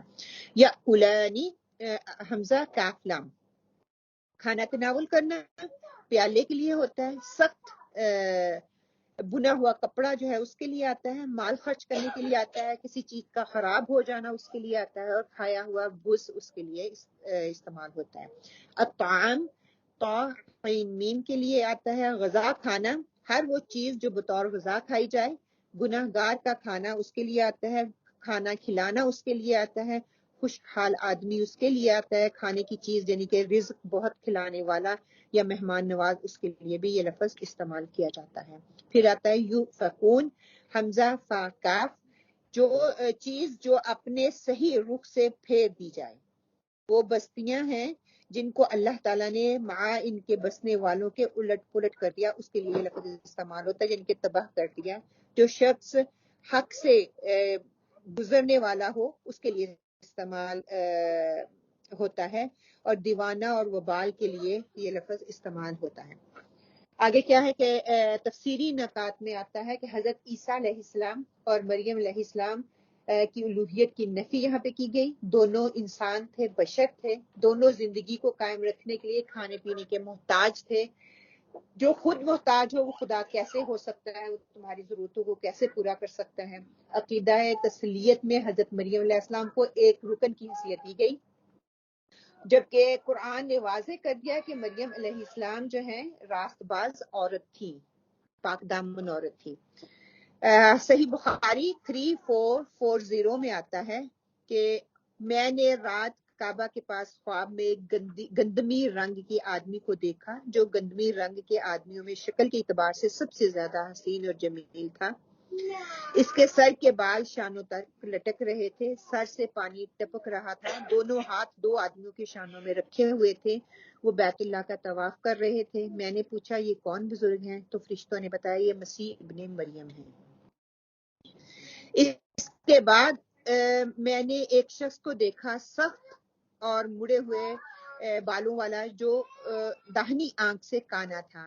اسے میں نے ابن قطن سے بہت سے زیادہ شکل میں ملتا ہوا پایا۔ وہ بھی ایک شخص کے شانوں پر اپنے دونوں ہاتھ رکھے ہوئے بیت اللہ کا طواف کر رہا تھا۔ میں نے پوچھا یہ کون ہے؟ فرشتوں نے بتایا کہ یہ دجال ہے۔ تو مطلب دونوں کی مماثلت جو ہے بتا دی گئی کہ یہ قریب الوقت جو ہے وہ آئیں گے۔ آیت 75 میں حضرت عیسیٰ علیہ السلام انسان تھے، اس کے دلائل کیا ہیں کہ صدیقہ ماں کے بیٹے تھے، اللہ کے بھیجے ہوئے رسول تھے، اور دونوں ماں اور بیٹے کھانا کھاتے تھے، جو کہ ایک بشری تقاضا ہے، اس کو وہ پورا کرتے تھے۔ ہم نے کیا سیکھا اس آیت 75 سے؟ کہ راست بازی اختیار کرنی ہے، جو بھی حالات ہوں اللہ پر بھروسہ رکھنا ہے، اللہ کے سوا کوئی معبود نہیں ہے، اپنے عقائد کو، نظریات کو قرآن کی روشنی میں پرکھتے رہنا ہے، اسی کو دیکھ کر اپنی زندگی جو ہے وہ گزارنی ہے۔ اور آیت 76 جو ہے اسے ہم اس کو بھی پڑھ لیتے ہیں۔ قُلْ أَتَعْبُدُونَ مِن دُونِ اللَّهِ مَا لَا يَمْلِكُ لَكُمْ ضَرًّا وَلَا نَفْعًا وَاللَّهُ هُوَ السَّمِيعُ الْعَلِيمُ۔ قل کہہ دیجئے اتعبدون من دون اللہ، کیا تم اللہ کے سوا عبادت کرتے ہو، ما لا یملک لکم ضر ولا نفع، جو تمہارے لیے نقصان اور نفع کا مالک نہیں ہے، کہ جو تم اس کی عبادت کر رہے ہو، اس کو خدا کہہ رہے ہو، اس کو خدا کا بیٹا کہہ رہے ہو، جو نفع اور نقصان کا مالک نہیں ہے۔ سورہ سجدہ میں اللہ تعالیٰ فرماتے ہیں یدبر الامر من السماء الى الارض، بلندیوں سے لے کر پستیوں تک ہر چیز کی تدبیر اللہ تعالیٰ ہی کرتا ہے، ہر چیز اسی کے قبضہ قدرت اور تصرف میں ہے۔ یہی بات اللہ تعالیٰ نے آپ صلی اللہ علیہ وسلم سے کہلوائی، قُل لا أملك لنفسي نفعا ولا ضرا الا ما شاء اللہ، سورہ الاعراف میں پڑھ چکے ہیں کہ میں اپنے لیے کسی نفع اور نقصان کا مالک نہیں ہوں، تمام کا تمام تصرف اللہ تعالیٰ کے پاس ہے، وہ جسے چاہتا ہے ساری مخلوق میں اس کا محتاج کر دیتا ہے، جسے چاہتا ہے اس کو اس سے جو ہے نواز دیتا ہے۔ واللہ هو السمیع العلیم، ہر ایک کی بات سننے والا ہے، ہر ایک کی دعا سننے والا ہے، ہر ایک کی فریاد سننے والا ہے، وہ ہر چیز کو جاننے والا ہے۔ وہی جو ہے بکل شیء محیط ہے، ہر چیز پہ اس کا قدرت ہے، بکل شیء علیم، اور ہر چیز کا احاطہ، ہر چیز کو جاننے والا اللہ تعالیٰ ہی کی ذات ہے، اس کے علاوہ کوئی ایسی ذات نہیں ہے جو کہ ان ساری چیزوں کو کرے، کسی کو عزت دے، ذلت دے، آپ کے اندر کی بات جانے، آپ کے رازوں کو جانے، آپ کے دل کی بات جانے، یہ اللہ سبحانہ و تعالیٰ ہی ہے جو ان ساری باتوں کو جاننے والے ہیں۔ لفظی وضاحت کیا ہے؟ اتعبدون فاتانا، فتن سے ہے کہ کسی کے سامنے ذلت اور انکساری ظاہر کرنا، انتہائی درجے کی ذلت اور انکساری ظاہر کرنا عبادت کے لیے آتا ہے، بندہ جسے اللہ تعالیٰ پیدا کرتا ہے اس کے لیے آتا ہے، غلام، عبد اور عابد اس کے لیے آتا ہے۔ پھر کہ ضرن، ضاد، را ضرر سے ہے، بدحالی، اس کا تعلق انسان کے نفس سے ہے، مال و جہ کے سبب ظاہری حالت کا ہونا، کسی کو ضرر پہنچانا، نفع کا مقابلہ کرنا، نبینا کے لیے لفظ استعمال ہوتا ہے اور تنگی کے لیے۔ نفعن، نون فع نفع، ہر اس چیز کو کہتے ہیں جس سے خیرات تک رسائی کے لیے استعانت حاصل کی جائے، وسیلہ اس کے لیے کسی کو بنایا جائے، اور نفع یا خیر حاصل کی جائے، اس کے لیے یہ لفظ استعمال ہوتا ہے۔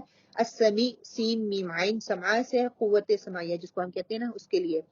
قوت سماعیہ، کان میں ایک حاسہ کا نام، جس سے ایک حصہ جو ہے قرآن کا، اس کا حص جو ہے اس کا نام جس سے آوازوں کا ادراک ہمیں ہوتا ہے، اس کے لیے بولا جاتا ہے۔ سماع و طاعت ہم کو سنتے ہیں، سورۃ بقرہ میں بھی اللہ نے وہ سنتے ہیں لیکن اس پہ عمل نہیں کرتے۔ فہم اور تدبر کے لیے آتا ہے، اگر وہ انہی قوت فہم بخشے جس سے وہ سمجھتا ہے، قوت حافظہ اور غور سے سننے کے لیے السمیع لفظ جو ہے سماع لفظ استعمال ہوتا ہے۔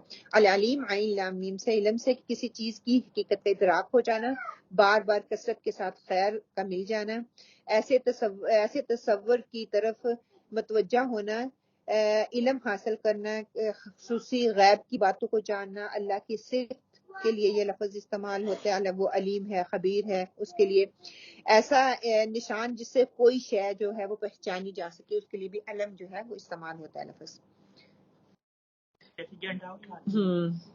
پھر کیا ہے کہ مشرکین کے الہ کون سے نہ سن سکتے ہیں نہ کچھ جان سکتے ہیں، مشرکین کے الہ نہ کسی کو نفع پہنچا سکتے ہیں نہ نقصان پہنچا سکتے ہیں، مشرکین کے الہ نہ آئی ہوئی مصیبت کو وہ ٹال سکتے تھے، وہ بت تھے۔ پھر آگے کیا ہے کہ ہم نے کیا سیکھا اس آیت سے کہ مختار کل اللہ ہی کی ذات ہے، اللہ کے سوا کسی کی کوئی امید نہیں رکھنی چاہیے، اللہ کے سوا کسی کو نفع اور نقصان کا مالک نہیں سمجھنا چاہیے، اللہ کی ذات پر مکمل بھروسہ رکھنا چاہیے۔ انشاءاللہ تعالی آیت 77، قل یا اہل الکتاب لا تغلوا فی دینکم غیر الحق، اے پیغمبر صلی اللہ علیہ وسلم آپ فرما دیجئے اہل کتاب اپنے دین میں نہ حق غلو نہ کریں۔ غلو کا مطلب ہوتا ہے تجاوز کرنا، حد سے بڑھ جانا۔ غلو دونوں صورتوں میں ہوتا ہے، افراط اور تفریط دونوں صورتوں میں ہوتی ہے، یا تو کمی کرنا یا حد سے بڑھ جانا۔ تو انہوں نے کیا کیا کہ انہوں نے کمی بھی کی، انہوں نے یہودیوں نے کیا کیا کہ انہوں نے اپنے نبیوں کی اتباع کا حکم دیا، وَمَا أَرْسَلْنَا مِن رَّسُولٍ إِلَّا لِيُطَاعَ بِإِذْنِ اللَّهِ، سورۃ النساء میں پڑھائیں کہ ہم نے تو انبیاء کی اطاعت کا حکم دیا تھا، انہوں نے کیا کیا، معصوم کہ وہ تو معصوم ہوتے، انہوں نے ان کو کیا کیا، ان کی نافرمانی کرنا شروع کر دی، مگر یہودیوں نے اس کے اپوزٹ کر دیا۔ موسیٰ علیہ السلام کے واقعات میں ہمیں کیا نظر، انہوں نے بے ادبی اور گستاخی کرنا شروع کر دی۔ اس کے برخلاف جو عیسائی تھے، انہوں نے حضرت عیسیٰ علیہ السلام کو کیا کہ ان کی تعظیم اور تکریم کرنا شروع کر دی، ان کو اللہ کا درجہ دینا شروع کر دیا، اللہ کا بیٹا بنا دیا، انہوں نے غلو کر دیا۔ ایک طرف افراط ہے، دوسری طرف تفریط نظر آتی ہے کہ دونوں گمراہی کا باعث ہیں۔ جس چیز کے متعلق جو حد مقرر کر دی گئی اس پر قائم رہنا ہی صحیح دینداری ہے۔ اس سے میں بڑھوں گی، 4 فرض دیے ہیں ظہر کے، تو 4 فرض ہی پڑھوں گی تو وہی دین ہے تو اللہ کی عبادت۔ اگر میں اس کو 6 بنا دوں گی تو وہ غلو ہو جائے گا، اگر میں 3 کروں گی تو وہ تفریط ہو جائے، کم ہو جائے گا۔ میں غلو نہیں کر سکتی، نہ اوپر کی طرف نہ نیچے کی طرف، جتنا دین دیا گیا اتنا ہی لینا ہے، نہیں حد سے بڑھ جانا، بڑھا دینا۔ پھر وہ افراط اور تفریط میں کس طرف بڑھا دینا، اونچائی کی طرف یا نیچے کی طرف، غلو حد سے بڑھ جانے کو کہتے ہیں۔ وَلَا تَتَّبِعُوا أَهْوَاءَ قَوْمٍ، نہ پیروی کرو ان کی خواہشات کی، قد ضلوا من قبل جو خود پہلے گمراہ ہو چکے ہیں، وَضَلُّوا كَثِيرًا اور انہوں نے بہت سے دوسروں کو بھی گمراہ کر دیا، وَضَلُّوا عَن سَوَاءِ السَّبِيلِ اور سیدھے راستے سے بہک گئے۔ کہ اللہ سبحانہ وتعالیٰ یہاں پہ وہ کہہ رہے ہیں کہ یہ جو لوگ ہیں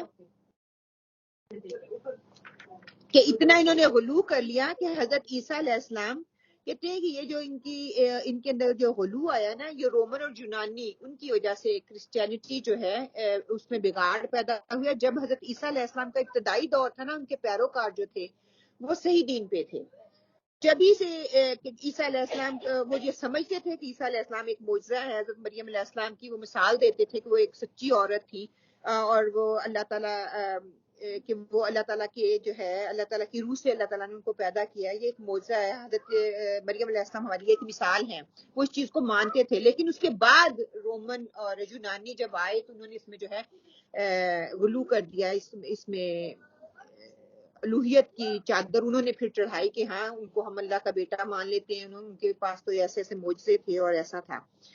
پھر آپ صلی اللہ علیہ وسلم نے خود اپنے متعلق، یہ اس وقت تو یہود اور نصارہ کا رویہ تھا، اگر ہم اپنے دیکھ لیں کہ افراط اور تفریط سے تجاوز کرنے کی بیماری ہماری امت میں بھی پائی جاتی ہے نا، کہ آپ صلی اللہ علیہ وسلم نے خود فرمایا تھا لا تطرونی کما اتواتی، انصار ربنا مریم، میری تعریف میں مبالغہ نہ کرنا، جس طرح عیسائیوں نے مسیح ابن مریم کی تعریف کی، اور انہیں بندے الہ نہ بنا دینا، ایسی محبت اور عقیدت اور تعظیم میں تجاوز نہ کرنا۔ فرمایا انما انا عبدہ ورسولہ، میں تو اللہ کا بندہ اور اس کا رسول ہوں۔ یہ آپ صلی اللہ علیہ وسلم کے اپنے الفاظ ہیں۔ پھر ہم دیکھ لیں کہ کیسی ہم افراط اور تفریط کرتے ہیں۔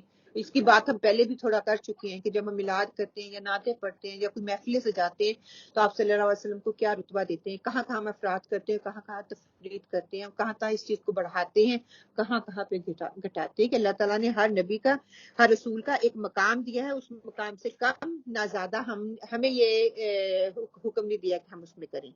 آپ صلی اللہ علیہ وسلم کے سامنے جب کسی شخص نے دوسرے شخص کی تعریف کی، کہتے ہیں کہ اس نے مبالغہ کیا، تو آپ صلی اللہ علیہ وسلم نے فرمایا وَيْحَكَ قَطَعْتُ عُنُقَهُ، کہ افسوس ہے تو نے تعریف میں مبالغہ کر کے اس کی گردن ہی کاٹ دی۔ جب کسی کی تعریف مطلوب ہو تو یوں کہا کرو واللہ حسیبہ، کہ اللہ تعالیٰ ہی حساب لینے والا ہے۔ یا پھر یہ کہو کہ اگر بزرگوں کے حق میں کہنا ہے کہ اس پر ان پر رحم کرو، یعنی کہ کہو رحمہ اللہ، اور اللہ تعالیٰ ان پر رحم فرمائے۔ اور اگر صحابہ اکرام کے بارے میں اپنی بات کرنی، ان کی تعریف کرنی ہے تو کہو رضی اللہ عنہم، اور عنہم ان کے بارے میں کہو کہ اللہ تعالیٰ ان پر راضی ہو گیا۔ اگر آپ نے کسی کے لیے کوئی تعریف کرنی ہے تو اس طرح سے کرو، اس میں غلو نہ کرو۔ اس میں یہاں پہ لفظ جو استعمال ہوا ہے نا، ولا تتبعوا اہواء، اہوا کہتی ہے خواہشات کو، خواہشات کی پیروی کرنا۔ خواہشات کی پیروی کرنے سے مراد کہتے ہیں اسکالر یہاں پہ بدعات ہیں۔ کیوں؟ کیونکہ ہر بدعت کسی خواہش کی پیدا کی ہوئی ہوتی ہے، اور انسان جب اپنی خواہش کو وہ دین بنانا چاہتا ہے تو وہ بدعت ایجاد کر لیتا ہے، اور پھر دین کی آڑ میں اس بدعت کو دیتا ہے کہ وہ آپ کا نا عقیدہ کہہ لیں، وہ آپ کا عقیدہ ہے۔ اس کی مثال میں آپ کو یوں دوں گی، یہ جو پلانٹ پڑا ہوا ہے نا، یہ میرے گارڈن میں لگا ہے، اور ون آف یو آتے ہو مجھے کہتے ہیں یہ مجھے پھول بہت اچھا لگ رہا ہے نا، مجھے نا تھوڑا سا دے دو، میں اپنے جیسے کہتے ہیں نا پلانٹ، تو میں آپ کو کیا جب نکال کے دوں گی، اس کی جڑیں نکلیں گی، جڑوں کے ساتھ جو مٹی آتی ہے، میرے گھر کی، میرے گارڈن کی مٹی وہ آپ کے پاس جائے گی نا۔ یہ تو نہیں ہو سکتا میں اکیلے اس طرح نکال کے آپ کو دے دوں گی، نہیں، اس کی جڑیں ساتھ ہی مٹی جائیں گی۔ اس طرح سرسری انداز سے جو بدعت آتی ہے نا، وہ یکدم ہی نہیں آتی ٹھا سر پہ آ کے بھئی میں یہ کام کرنے لگی ہوں، نہیں، ہم آہستہ آہستہ وہ سرایت کرتی ہے، ہمارے عقیدے کا حصہ بنتی جاتی ہے، ہماری عبادتوں کا حصہ بنتی ہے۔ جبکہ ہماری جو دین ہے، یہ کلچر ہے، کہتے ہیں یہ ساری بدعات جو ہے نا، یہ برصغیر سے آئی ہے، شرک اور بدعات ساری جو ہیں یہ ہندوانہ رسم ہے، ہندوؤں نے ان کو ایجاد کیا اور مسلمانوں نے ان کو پکڑ لیا۔ رہتے تھے نا چلیسواں کروانا، قبروں پہ پھول چڑھانا، ہم بھی کیا کہتے ہیں، امی ابو یہ کرتے تھے، امی ابو سے پوچھا تمہارے دادا دادی یہ کرتے تھے، دادا دادی سے پوچھا تمہارے دادا دادا، آگے سے آگے پشتی چلا آ رہا ہے نا۔ اللہ کہتے ہیں نا بے شک وہ بھی غلو کرنے والے تھے، وہ بھی سمجھ نہیں تھی ان کو، تم بھی ایسی نہ سمجھو کہ ہاں وہی تو کیا جا رہا ہے کہ وہ یہود و نصارہ نے اپنی خواہشات کی پیروی کی، جس طرح ان کے دل نے کہا کہ کبھی پیغمبر کو ماننا شروع کر دیا، کبھی غلو کرنا شروع کر دیا، کبھی بیٹا کہہ دیا، کبھی شریک ٹھہرا لیا، وہی کام تم لوگوں نے پکڑ لیا ہے، وہی کام امت مسلمہ نے پکڑ لیا ہے۔ پھر اپنی خواہشات کی پیروی کرتے کرتے بدعات میں اتنے ہم بڑھ گئے، اتنے بڑھ گئے، اگر کوئی بتاتا ہے کہتا ہے اس نے یہ نیا دین لے کے آ گیا، اس کو ہم مانتی نہیں ہیں۔ ہم اتنے پکے ہو چکی ہیں کہ ہم غلط کام کو چھوڑتے ہوئے ہمیں ڈر لگتا ہے میرے ثواب میں کمی نہ ہو جائے، اچھے کام کو جو کہ حق ہے اور سچ ہے، سنت ہے، اس کو اپناتے ہوئے ہمیں ڈر لگ رہا ہے کہ یہ غلط نہ ہو جائے۔ اب ہم بات کرنے لگے تو یہ بہت لمبی بات یہاں پہ ہو سکتی ہے، انشاءاللہ نیکسٹ ویک ہم سٹارٹ یہاں سے کر دیں گے، تو آپ لوگ بھی اپنی سرچ کر کے آنا، ہم وہاں سے بات کریں گے، آپ لوگ وہ پوائنٹ رکھو گے کہ آپ کو کیا لگتا ہے بدعت کیا ہے۔ عام الفاظ میں اب مسجدوں میں جانا، چڑھاوے چڑھانا، یا کسی مرید کی مریدی میں آنا اور ان کو اپنا خدا بنا بیٹھنا، بیٹا، یہ ساری چیزیں ہمیں پتہ ہے، اب اس کی تھوڑی سی اور اندر ڈیپتھ میں جائیں گے، ٹھیک ہے نا، پتہ کر کے آنا، آپ کو اب سارا ایک ایک پوائنٹ لکھ کے لے کے آنا، وہ ڈسکشن کریں گے تو پھر ہم آگے انشاءاللہ تعالیٰ چلیں گے۔ اور آج کی اس آیت جو ہے نا، یہ والی آیت جو ہے، اس کا اینڈ یہی ہے۔ ایک ریسرچ ہے جو کہ اسی حوالے سے میں آپ کے سامنے رکھنا چاہوں گی، انسائکلوپیڈیا ویب سائٹ ہے، اس کے نا ایڈیشن 14 جو ہے اس میں وہ خود لکھتے ہیں، وہ رائٹر کہتا ہے کہ اس کا ایک ٹاپک ہے یسوع مسیح، اس میں ایک طویل مضمون ہے، اس کا کچھ ایک چھوٹا سا آرٹیکل آپ کے سامنے رکھتی ہوں کہ انگلش میں ہے لیکن میں اردو کرنے کی کوشش کرتی ہوں۔ لکھنے والا لکھتا ہے کہ پہلی 3 انجیلوں یعنی کہ ماتی، مورکس اور لوکا جو ان کی جو تھی نا، انہی تینوں بکوں کا میں کوئی چیز ایسی نہیں ہے جس میں یہ گمان کیا جا سکتا ہو کہ ان انجیلوں کے لکھنے والے یسوع عیسیٰ کو انسان کے سوا کچھ اور سمجھتے تھے۔ ان کی نظر میں عیسیٰ علیہ السلام ایک انسان ہی تھے، ایسا انسان جو خاص طور پر اللہ کی روح سے جو فیضیاب ہوا تھا، اور بعد کے لوگوں نے اس کو جو ہے بھٹکا دیا، اس کو غلط طریقے سے لے کے انہوں نے بدعت اور شرک کرنا شروع کر دیا۔ یہ ان کی کتابوں، ان کی ریسرچ میں یہ لکھا ہوا ہے، پرانی کتابیں جو کہ آج ایگزسٹ نہیں کرتی، آج موجود نہیں ہیں، انہوں نے تبدیل کر دی ہے، اور کوئی بھی کتاب اپنی اصلی حالت میں نہیں ہے۔ اس پورے رکوع میں جو سبق ہمیں ملتا ہے کہ اہل کتاب کا جو تصویر ہمارے سامنے رکھی گئی ہے کہ وہی سبق میرے اور آپ کے لیے بھی ہے، جو بات ان کو کہے گی وہ ہم نے اپنے اوپر بھی دیکھنی ہے۔ اگر یہود میں افراط اور تفرید کی بیماری تھی، یہود میں تفرید کی بیماری تھی اور نصارہ میں افراط کی بیماری تھی، غلو یعنی کہ، اور ایک کم اور ایک زیادہ کرنے والا تھا۔ یہود نے عیسیٰ کا مقام گرا دیا اور نصارہ نے اللہ کے مقام کو جو ہے عیسیٰ کو اللہ کا مقام دے دیا، اور ایک نے سرکشی کی جو ہے انتہا کر دی اور دوسرے نے محبت میں اتنی غلو کر دیا کہ اپنی خواہشات اس پہ حاوی آ گئی۔ یہ دونوں ہی جو ہیں اپنے صحیح رخ میں نہیں ہیں، دونوں ہی بھٹکے ہوئے تھے، اور آج ہم امت مسلمہ دیکھ لیں تو ہم بھی انہی کی طرح بھٹکے ہوئے ہیں۔ اللہ تعالیٰ ہمیں جو ہے سیدھے راستے پہ چلنے کی توفیق عطا فرمائے۔ 77 میں وضاحت کیا ہوتی ہے کہ تاغلو غین لام و غلو کسی چیز کے حد کو تجاوز کرنے کو کہتے ہیں۔ گھاس کا بڑھنا اور زیادہ ہونا اس کے لیے لفظ استعمال ہوتا ہے، وادی کے لیے ہوتا ہے، خود سری میں حد سے تجاوز کرنا اس کے لیے آتا ہے۔ الحق جو ہے ہا قاف قاف مطابقت اور موافقت کے لیے آتا ہے، حق ہے اس کے لیے لفظ استعمال ہوتا ہے، وہ حکم جو حکمت کے تقاضوں کے مطابق ہو۔ قیامت کو حاقہ کے نام سے جو ہے وہ یاد کیا جاتا ہے، اس کے لیے بھی استعمال ہوتا ہے، اور اونٹ کے لیے بھی آتا ہے۔ تتبعوا تابعا کہ کسی کے نقش قدم پر چلنا، اطاعت اور فرمانبرداری کرنا، ہدایت کی پیروی کرنا، کسی کے پیچھے چلنا، خواہش کی پیروی کرنا، اور چار پائے کی ٹانگ جو ہوتی ہے اس کے لیے بھی، چار پائے کی اس کے لیے بھی یہ استعمال ہوتا ہے۔ احوا، یہ بند کر دیں، ہوا کی وجہ سے مجھے لگتا ہے ہو رہا ہے۔ احوا ہا واو یا ہے، خواہشات نفسانی کی طرف مائل ہونا، اوپر سے نیچے، بے قرار کے لیے، آسمان اور زمین کے مابین فضا کو بھی یہ کہا جاتا ہے، عقل کو لے کر اڑنے والا، پھسلا دینے والا، اس کے لیے بھی احوا جو لفظ استعمال ہوتا ہے۔ خواہشات نفس کے لیے زیادہ اس کا استعمال کیا جاتا ہے۔ بلو ضاد لام لام کے سیدھی راہ سے ہٹ جانا، اور یہاں پہ سورت فاتحہ کر دیں الضالین، ٹھیک ہے، گمراہی، بھول جانا، غلط راہ پر لگا دینا، ہدایت کے بعد گمراہی۔ پھر سین بالام سبیل سے ہے کہ رستہ شاہراہ کے لیے آتا ہے، دریا اور سمندر کے لیے آتا ہے۔ حق کے لیے یہ لفظ بھی استعمال ہوتا ہے، حق کے لیے حق لفظ بھی آتا ہے، حق کے لیے سبیل لفظ بھی آتا ہے۔ راہگیر کے سائل کو کے لیے بھی لفظ استعمال ہوتا ہے، جس راہ پر زیادہ آمد و رفت ہو اس کے لیے بھی استعمال ہوتا ہے، اور اللہ کے راستے کی طرف دعوت دینے کے لیے بھی یہ لفظ استعمال کیا جاتا ہے، اور بارش برسانا اور بال جو ہے اس کے لیے بھی یہ لفظ استعمال کیا جاتا ہے، صراط مستقیم، اور اس کے لیے نا آگے تفسیری نکات میں کیا ہے کہ فلسفانہ گمراہی دین میں غلو کا باعث بنتی ہے، غلو کرنے والے سیدھی راہ سے بھٹک جاتے ہیں، ہوا کے پیچھے لگنے والے خدا سے دور ہو جاتے ہیں، جو اپنی خواہشات کے پیچھے چلتے ہیں وہ ہدایت سے دور ہو جاتے ہیں، وہ اپنی خواہشات کی پیروی کرنے لگ جاتے ہیں۔ دیکھیے جانا تو میں نے اولڈم تھا، اور روڈ میں نے لے لیا مانچسٹر کا، تو اولڈم پہنچوں گی کبھی بھی نہیں، یہ ہمارا طریقہ ہے۔ سلسلہ ہے صحیح حدیث صحیح ہے کی ہے 62 حدیث نمبر ہے کہ سیدنا عبداللہ بن عباس کہتے ہیں کہ رسول صلی اللہ علیہ وسلم نے حج کے موقع پر مجھے گھاٹی والی صبح کو فرمایا تھا کہ اس حال میں کہ آپ اپنی سواری پر کھڑے تھے، ادھر آؤ، کینکریاں اٹھا کر لاؤ۔ سو میں بیچ کی 2 انگلیوں میں رکھ کر پھینکی جانے والی کینکریوں کے سائز کی کینکریاں اٹھا کر لایا. آپ نے ان کو اپنے ہاتھ میں رکھا اور 2 دفعہ فرمایا جتنی جن کے چھوٹی کینکریاں ہوں. پھر آپ نے اپنا ہاتھ بلند کیا. راوی کہتے ہیں کہ راوی حدیث یحییٰ نے ہاتھ سے اشارہ کر کے بات سمجھائی اور فرمایا دین میں غلو سے بچو، تم سے پہلے والے لوگ دین میں غلو کرنے کی وجہ سے ہلاک ہو گئے. کہ جتنی بات کہی جاتی ہے اتنی ہی کرو، جیسے سمجھائی جاتی ہے ویسے ہی کرو، اپنے پاس سے نہ کرو.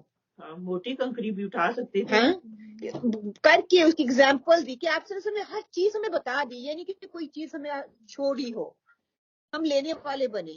ہم جب کوئی سنت پہ کام کرتے ہیں ہم یہ سنی ہے، جو ختم نہیں تو آتا یہ وابی ہے، جو سنت پہ چلنے کے ہاں یہ سنی ہے یہ وابی ہے یہ فلاں اسی میں ہم کھب کے رہ گئے ہیں. جو لینے والی چیزیں ہم اس کو لے ہی نہیں رہے.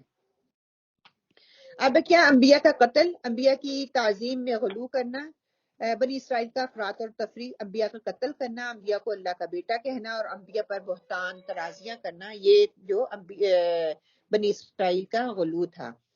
ہم نے اس آیت سے کیا سیکھا کہ دین کی ہر بات صاف اور واضح ہے.